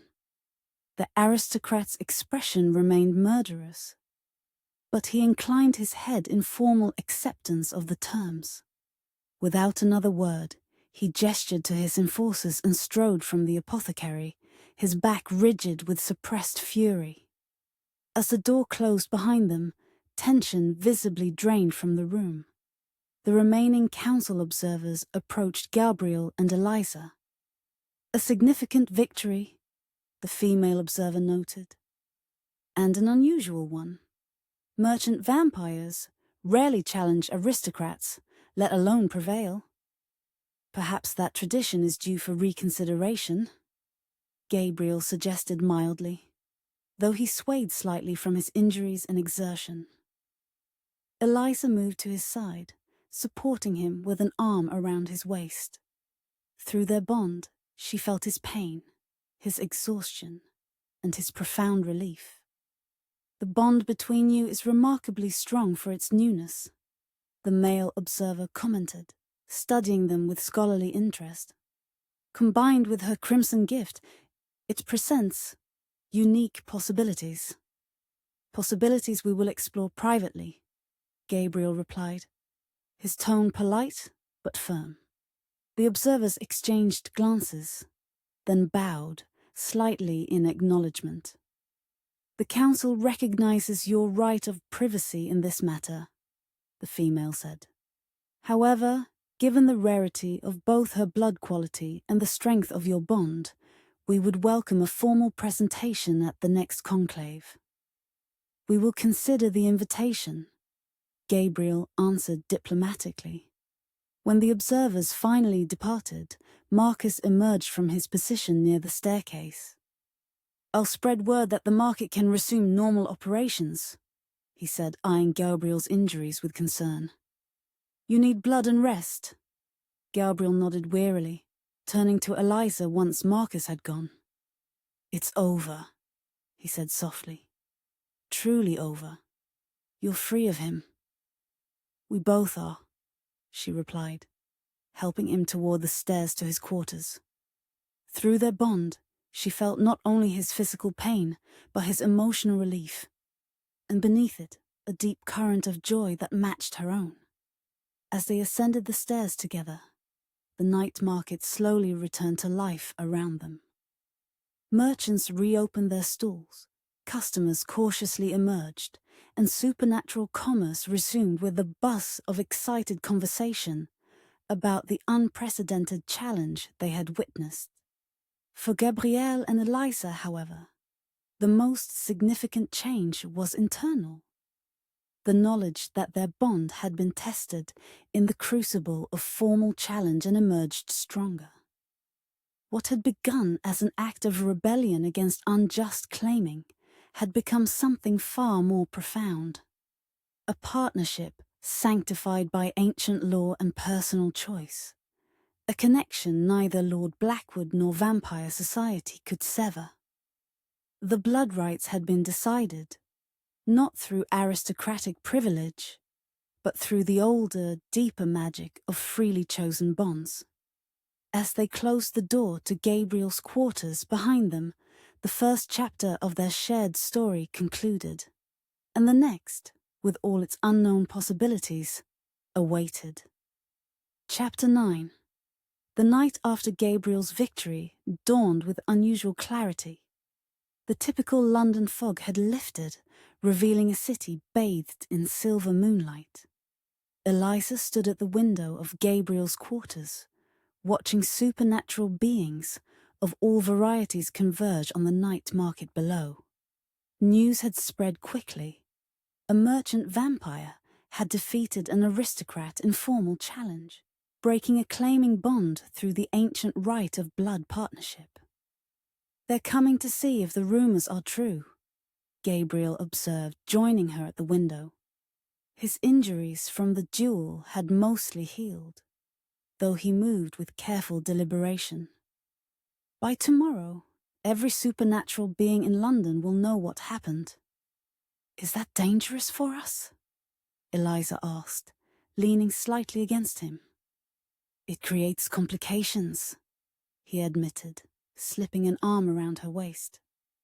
"What we did challenges centuries of aristocratic privilege." Their moment of quiet observation was interrupted by Marcus, who entered after a perfunctory knock. His normally composed features showed clear anxiety.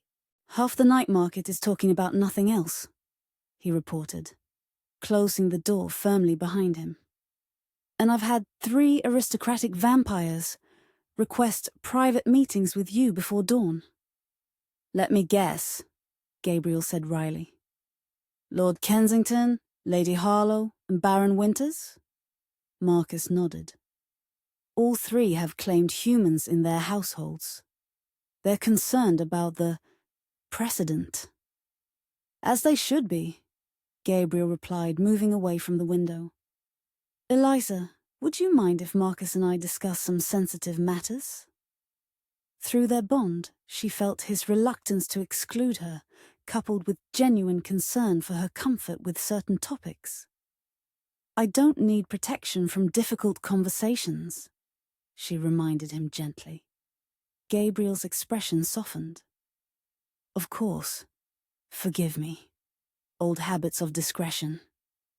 He gestured for both of them to sit at the small table near the fireplace.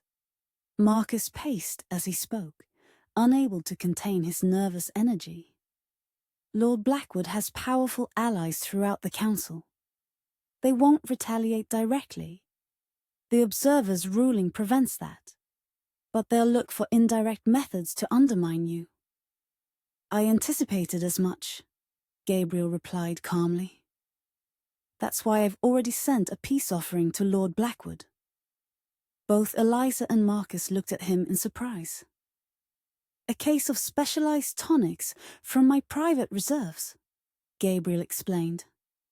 Remedies previously available only to council members, now offered in recognition of his cooperation with the challenge outcome. You're rewarding him? Eliza couldn't keep the disbelief from her voice.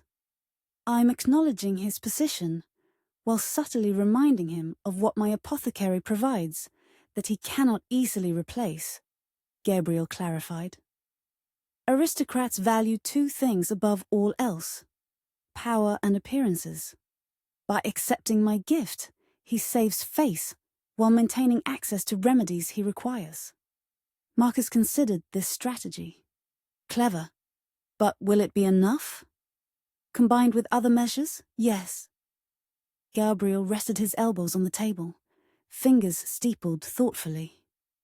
I've also requested council registration of our bond, with formal documentation to be filed by tomorrow evening. Once registered, any action against us becomes an offence against council law itself.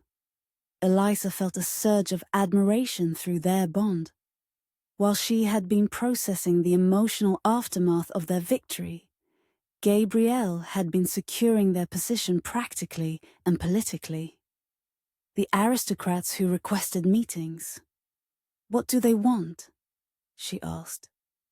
Reassurance, Gabriel replied.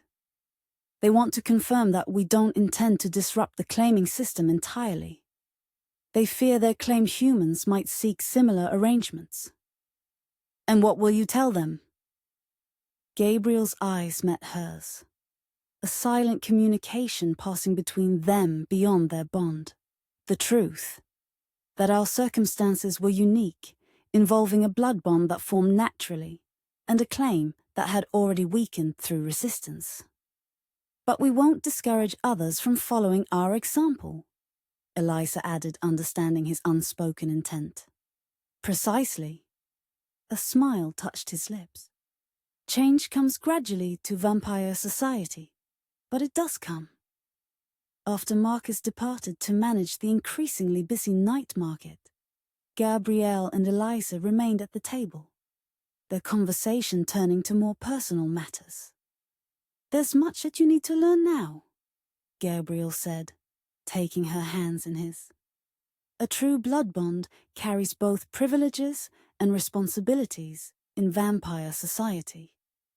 I'm eager to understand, Eliza replied. Though exhausted from the previous day's events, curiosity burned bright within her. Everything I know about vampire customs came from Lord Blackwood's household, where information was carefully controlled. As bonded partner to a vampire, you have specific rights under ancient law. Gabriel began. You may speak in council matters that affect our shared interests. You cannot be claimed by another vampire under any circumstances. Your blood is protected. No vampire may feed from you without your explicit consent and my approval. That's considerably different from claiming, Eliza observed. The distinction is fundamental, though aristocrats have worked for centuries to blur the lines. Gabriel's expression hardened momentarily. True bonds were once the norm. Claiming became widespread only in the 1400s, when aristocratic vampires realized they could corrupt the bonding magic to create servitude rather than partnership. Over the next hours, Gabriel guided her through vampire history and society, as she had never understood it before. The bond between them enhanced the learning. When words failed to convey a concept, impressions and images flowed directly through their connection. "What has changed already?" Eliza asked, curious about her own transformation. "I feel different since the ritual, stronger, more aware. The bond extends certain vampire traits to you," Gabriel explained. "Enhanced senses, accelerated healing, increased strength, though not to vampire levels. Your lifespan will extend considerably, perhaps trebling a normal human lifetime, even without transformation." The word hung between them, prompting the question that had remained unspoken since their bonding. "Transformation," Eliza said quietly. "You mentioned it was possible eventually." Gabriel's expression grew solemn. "Yes, after sufficient time bonded, you could choose to become vampire yourself. The process is far gentler for bonded partners. The connection eases the transition in ways that make it less traumatic." "Have you ever transformed someone before?"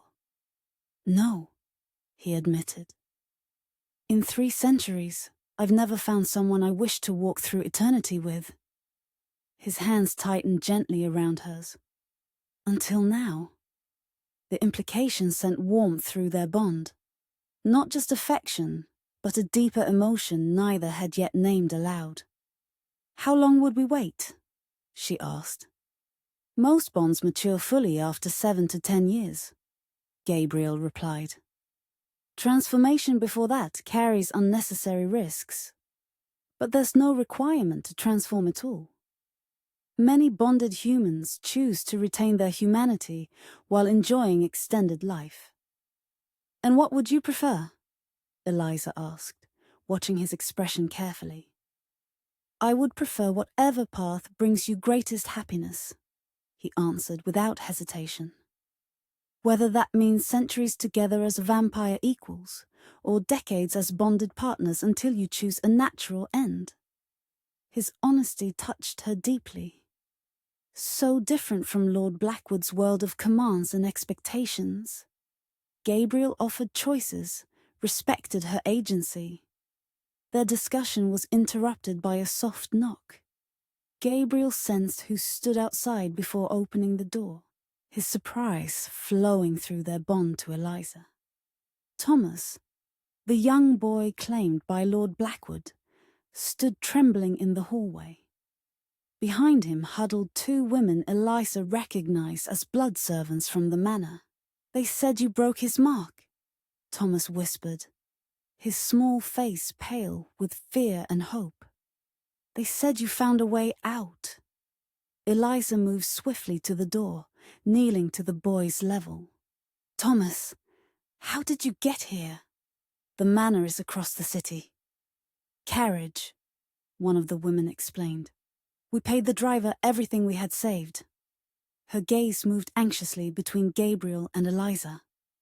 "Lord Blackwood returned in a rage. He needed outlets for his anger." The implication hung heavily in the air. Gabriel's expression darkened as he gestured them inside, closing the door securely behind them. "You're safe here," he assured them. "The night market stands neutral ground." "But we're still claimed," the second woman said, showing her wrist, where Lord Blackwood's mark remained vivid. "He'll track us here eventually." Gabriel exchanged a glance with Eliza, unspoken communication flowing between them.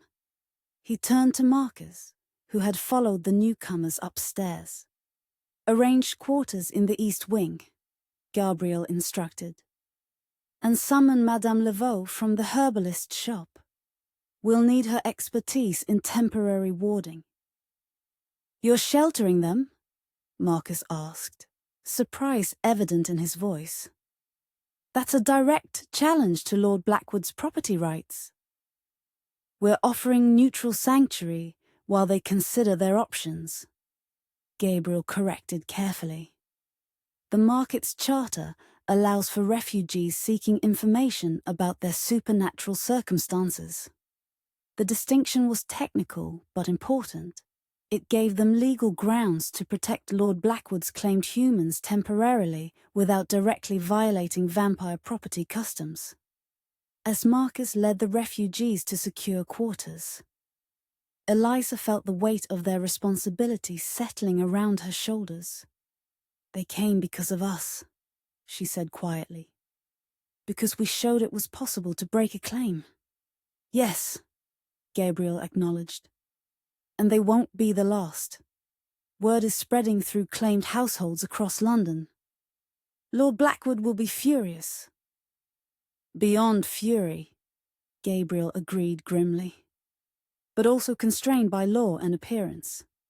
He cannot attack the market directly without losing council standing." Eliza stepped closer, looking up into his face. "We've started something larger than ourselves, haven't we?" "I believe we have." His expression softened as he brushed a strand of hair from her face. "Are you prepared for what that might mean?"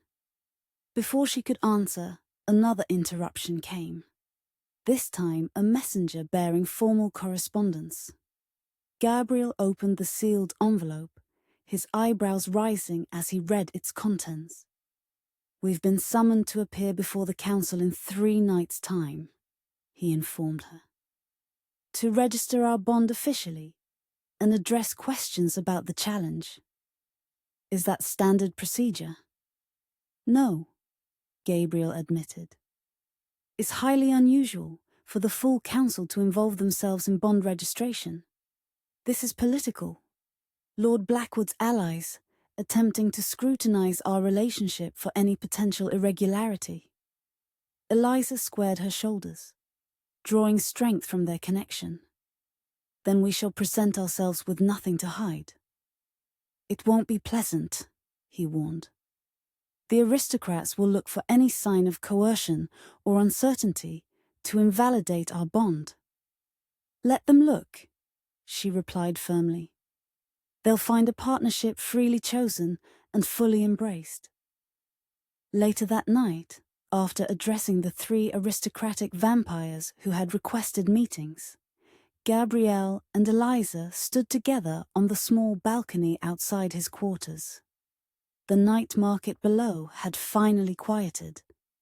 Those supernatural beings still lingered in small groups, clearly discussing the day's extraordinary events. "The aristocrats were not pleased with your answers," Eliza observed, having felt his tension through their bond during the meetings. "No," Gabriel agreed. Lady Harlow in particular seemed personally offended by the notion of blood bonds superseding claims.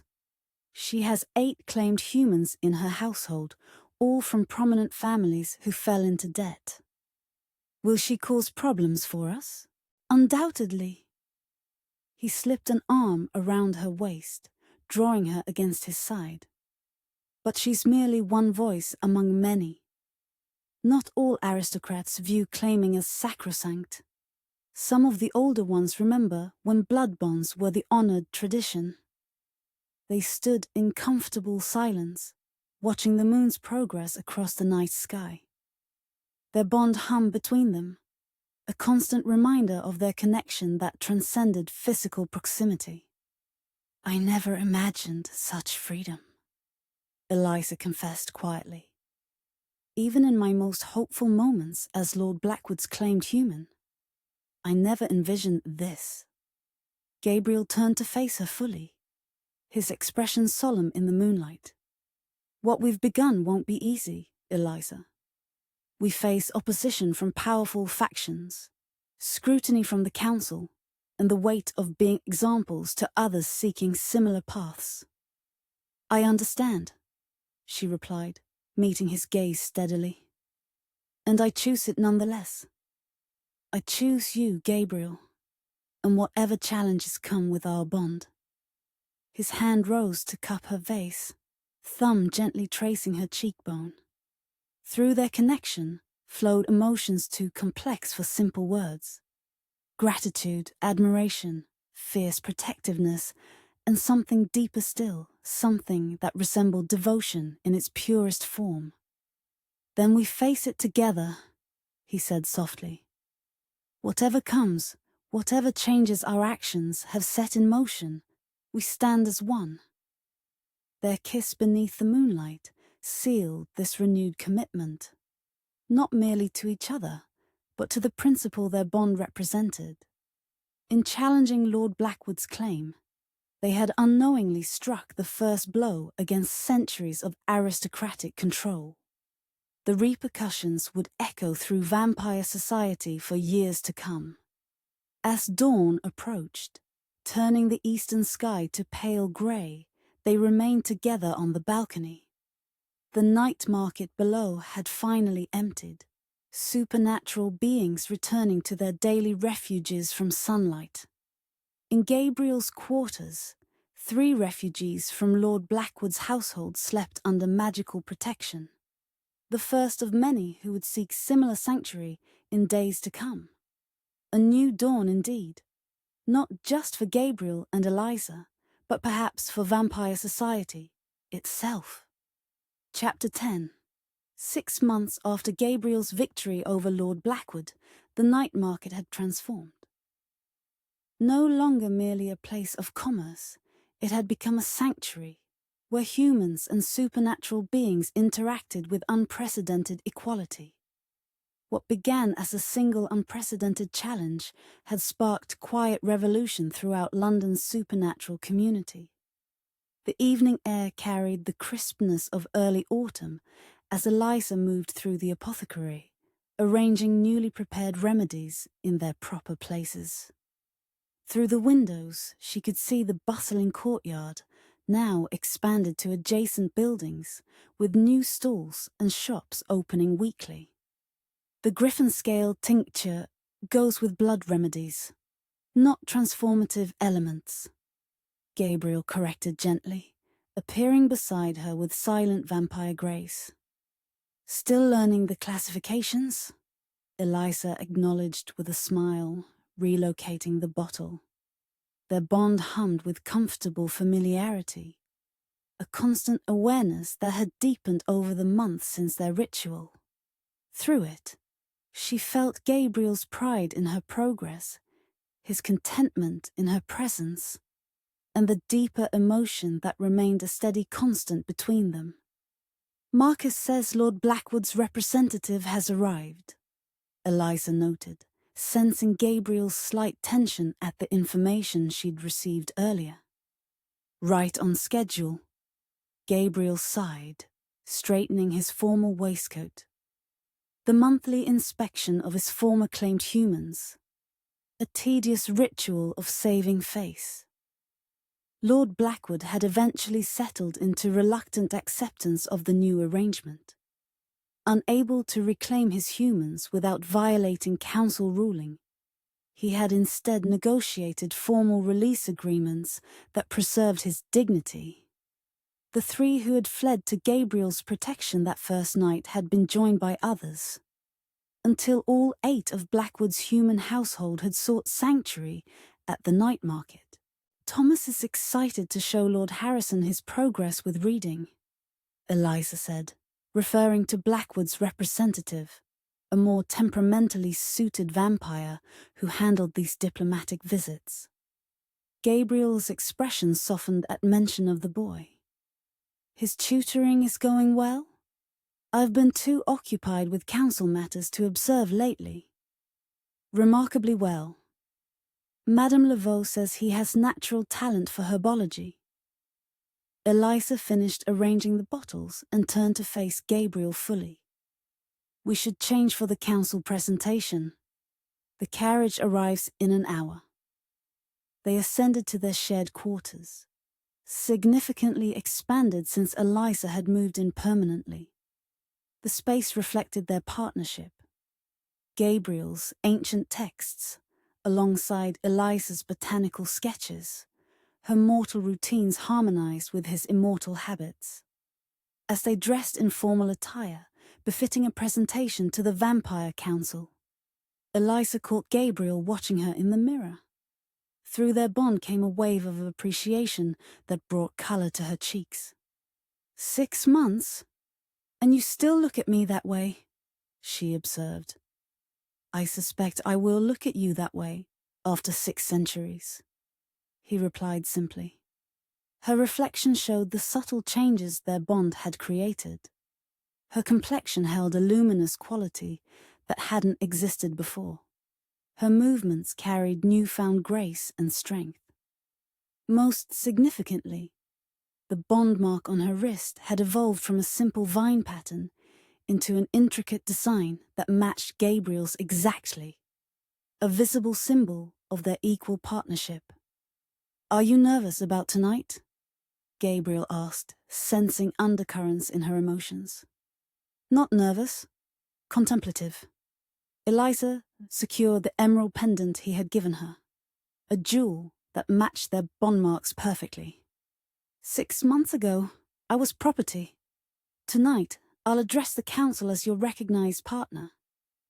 The first bonded human to speak before the full council in nearly a century, Gabriel noted, pride evident in his voice.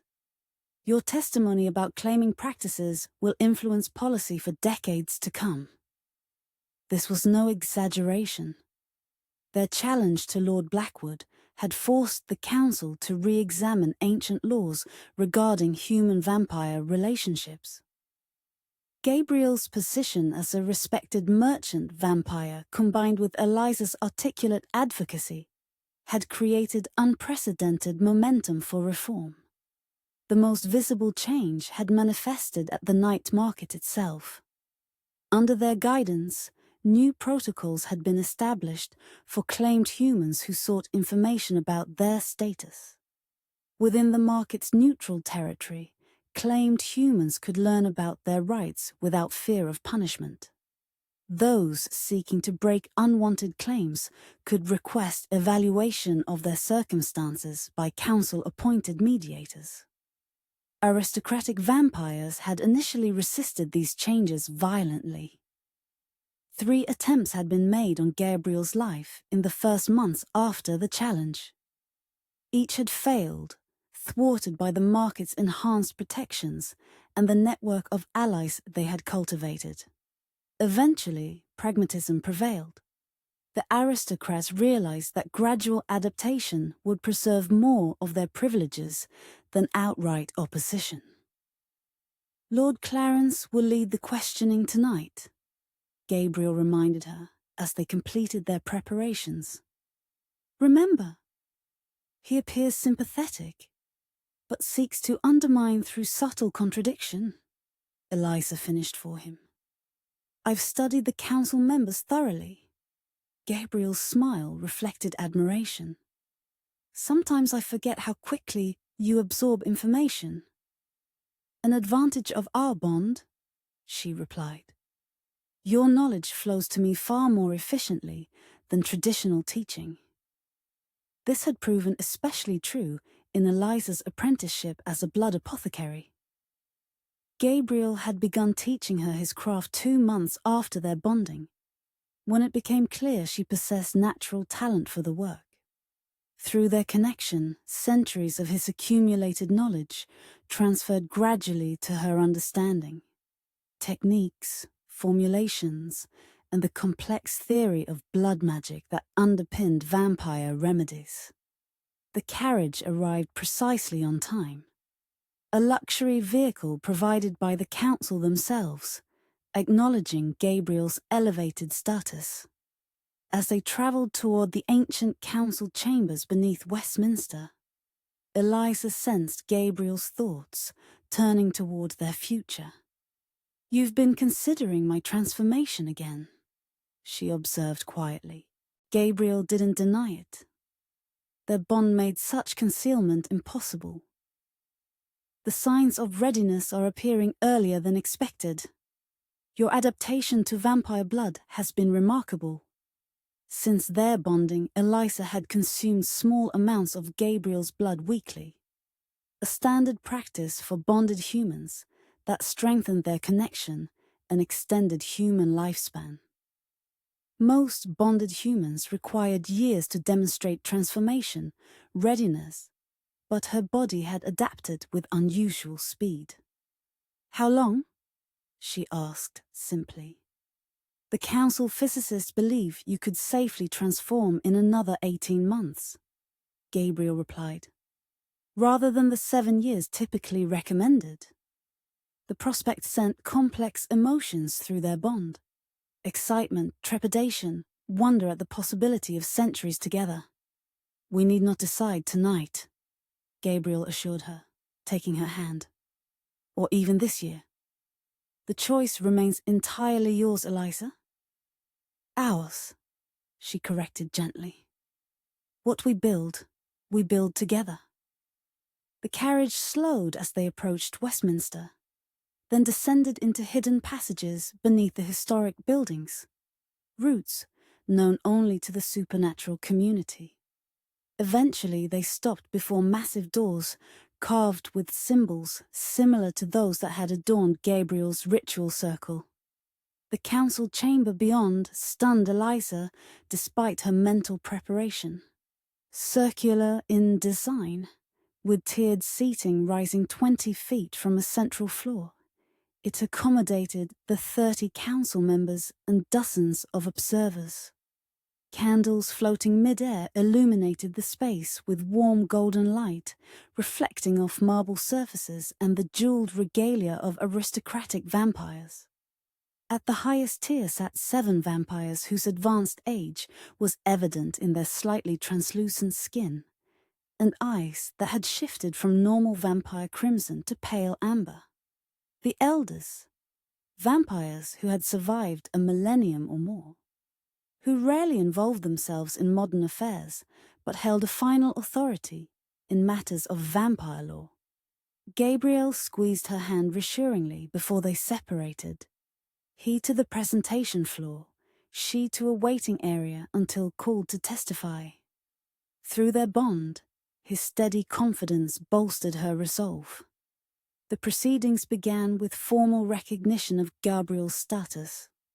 The Lord Chancellor, a vampire of impressive dignity, acknowledged his recent elevation from merchant class to recognized blood alchemist, a rank that placed him beyond simple class distinctions in vampire society. Master Thornwood's contributions to our understanding of blood properties have earned this recognition, the Chancellor intoned. His developments in remedies for blood deterioration have extended numerous council members' comfortable years. Politics lay beneath the praise. Reminder that Gabriel's apothecary served aristocratic needs, making him valuable beyond his challenge to claiming traditions. When Eliza was called forward an hour later, a murmur rippled through the chamber. Her appearance, confident, composed, and bearing a fully developed bond mark, clearly surprised many council members who had expected a timid human or a besotted thrall.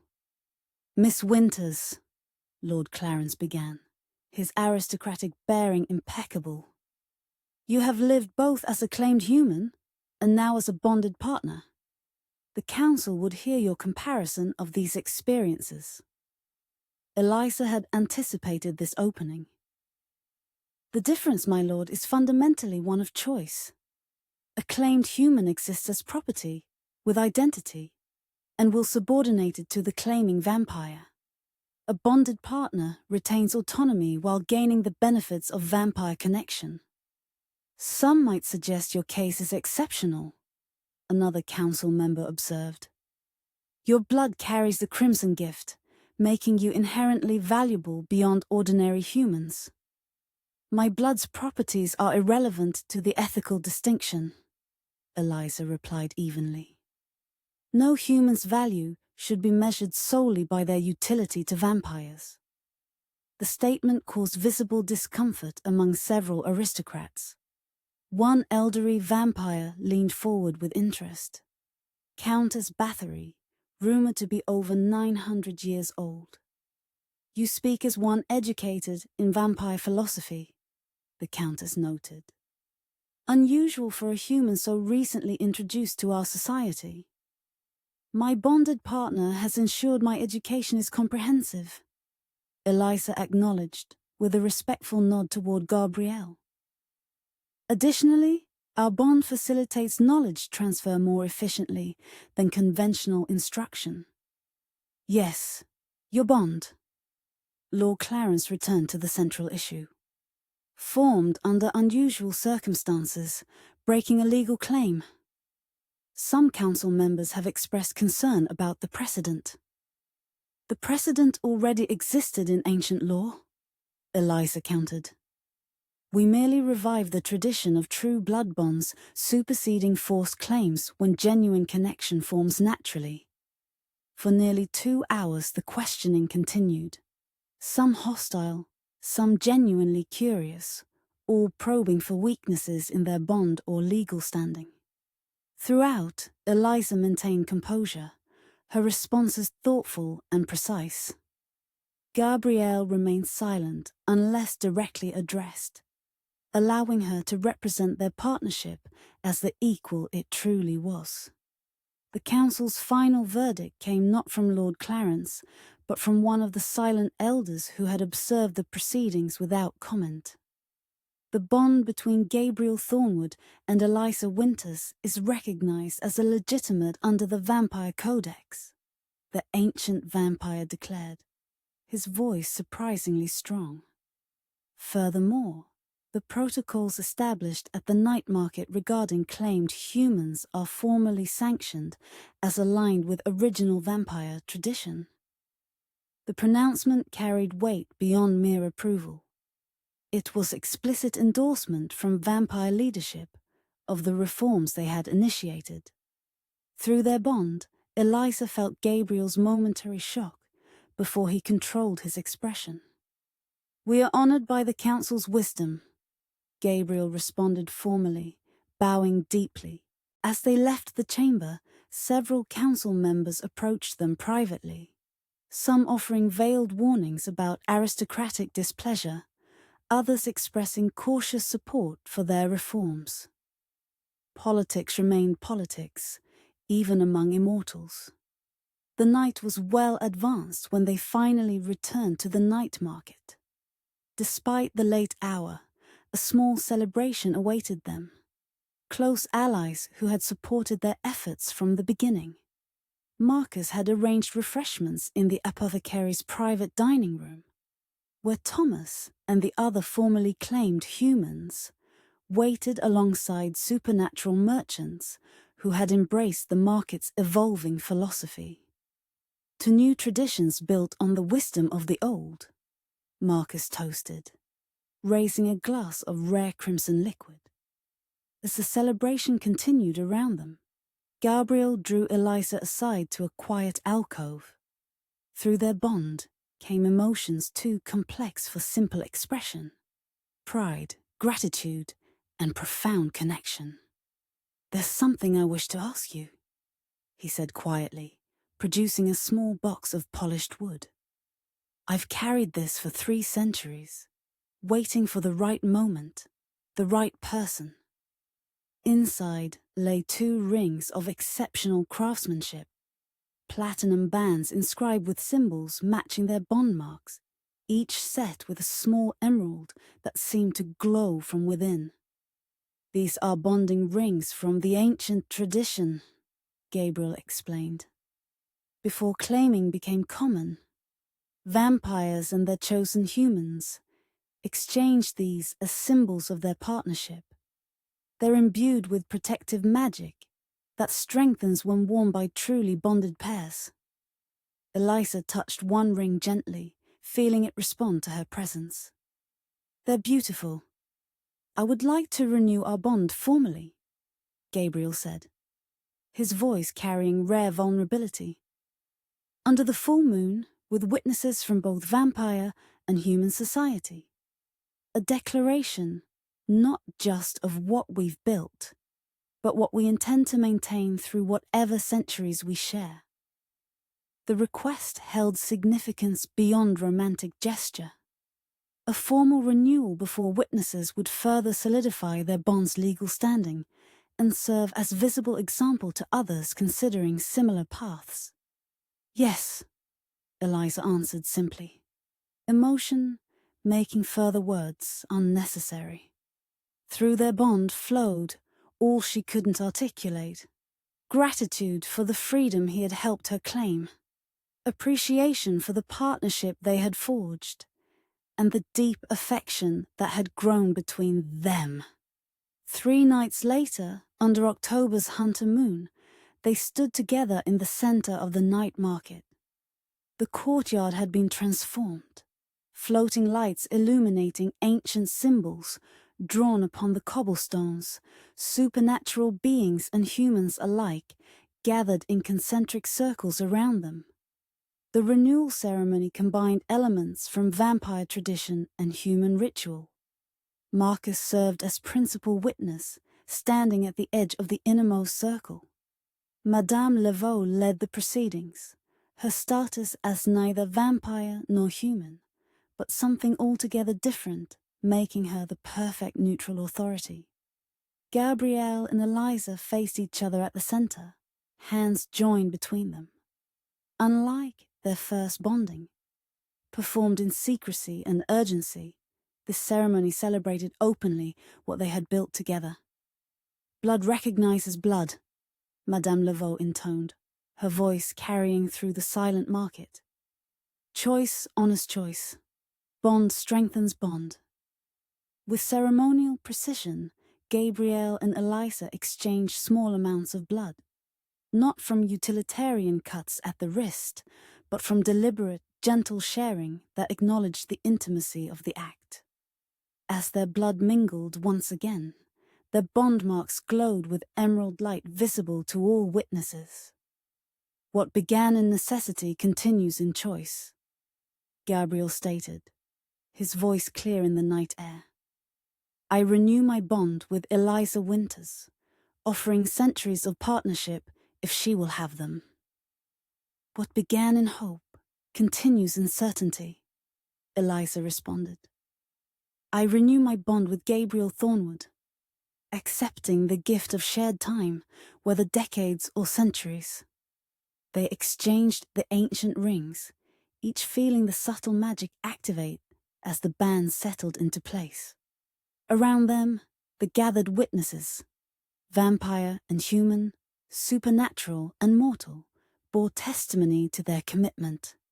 As the ceremony concluded, Eliza looked out at the transformed night market. Once merely Gabriel's business venture, now the center of evolving relationships between humans and supernatural beings.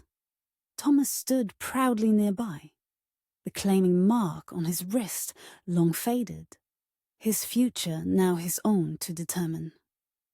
Former aristocrats mingled with merchant vampires, their previous rigid hierarchy gradually yielding to new possibilities. "We've only just begun," Gabriel murmured, following her gaze across the gathering. "Yes," Eliza agreed, leaning comfortably against him as the hunter moon illuminated their joined hands, ancient rings gleaming in the silvery light. "And we have all the time we need." The night market continued its celebration around them, a microcosm of the larger changes spreading through supernatural London. What had begun as one vampire's decision to challenge tradition for love of one human had sparked reformation that would echo through centuries to come. For Gabriel and Eliza, however, the most profound change remained private. The bond between them, once a desperate gamble against claiming magic, now an eternal promise freely given and joyfully received. Whether her transformation came in 18 months or remained a future possibility, their partnership had already transformed them both in ways that transcended the merely supernatural. As midnight approached, they slipped away from the celebration, returning to the privacy of their shared quarters. Tomorrow would bring new challenges: aristocratic resistance, council politics, the ongoing work of reform. But tonight belonged to them alone, to the bond they had forged against impossible odds, and to the future they would build together, one day at a time, for however many centuries lay before them.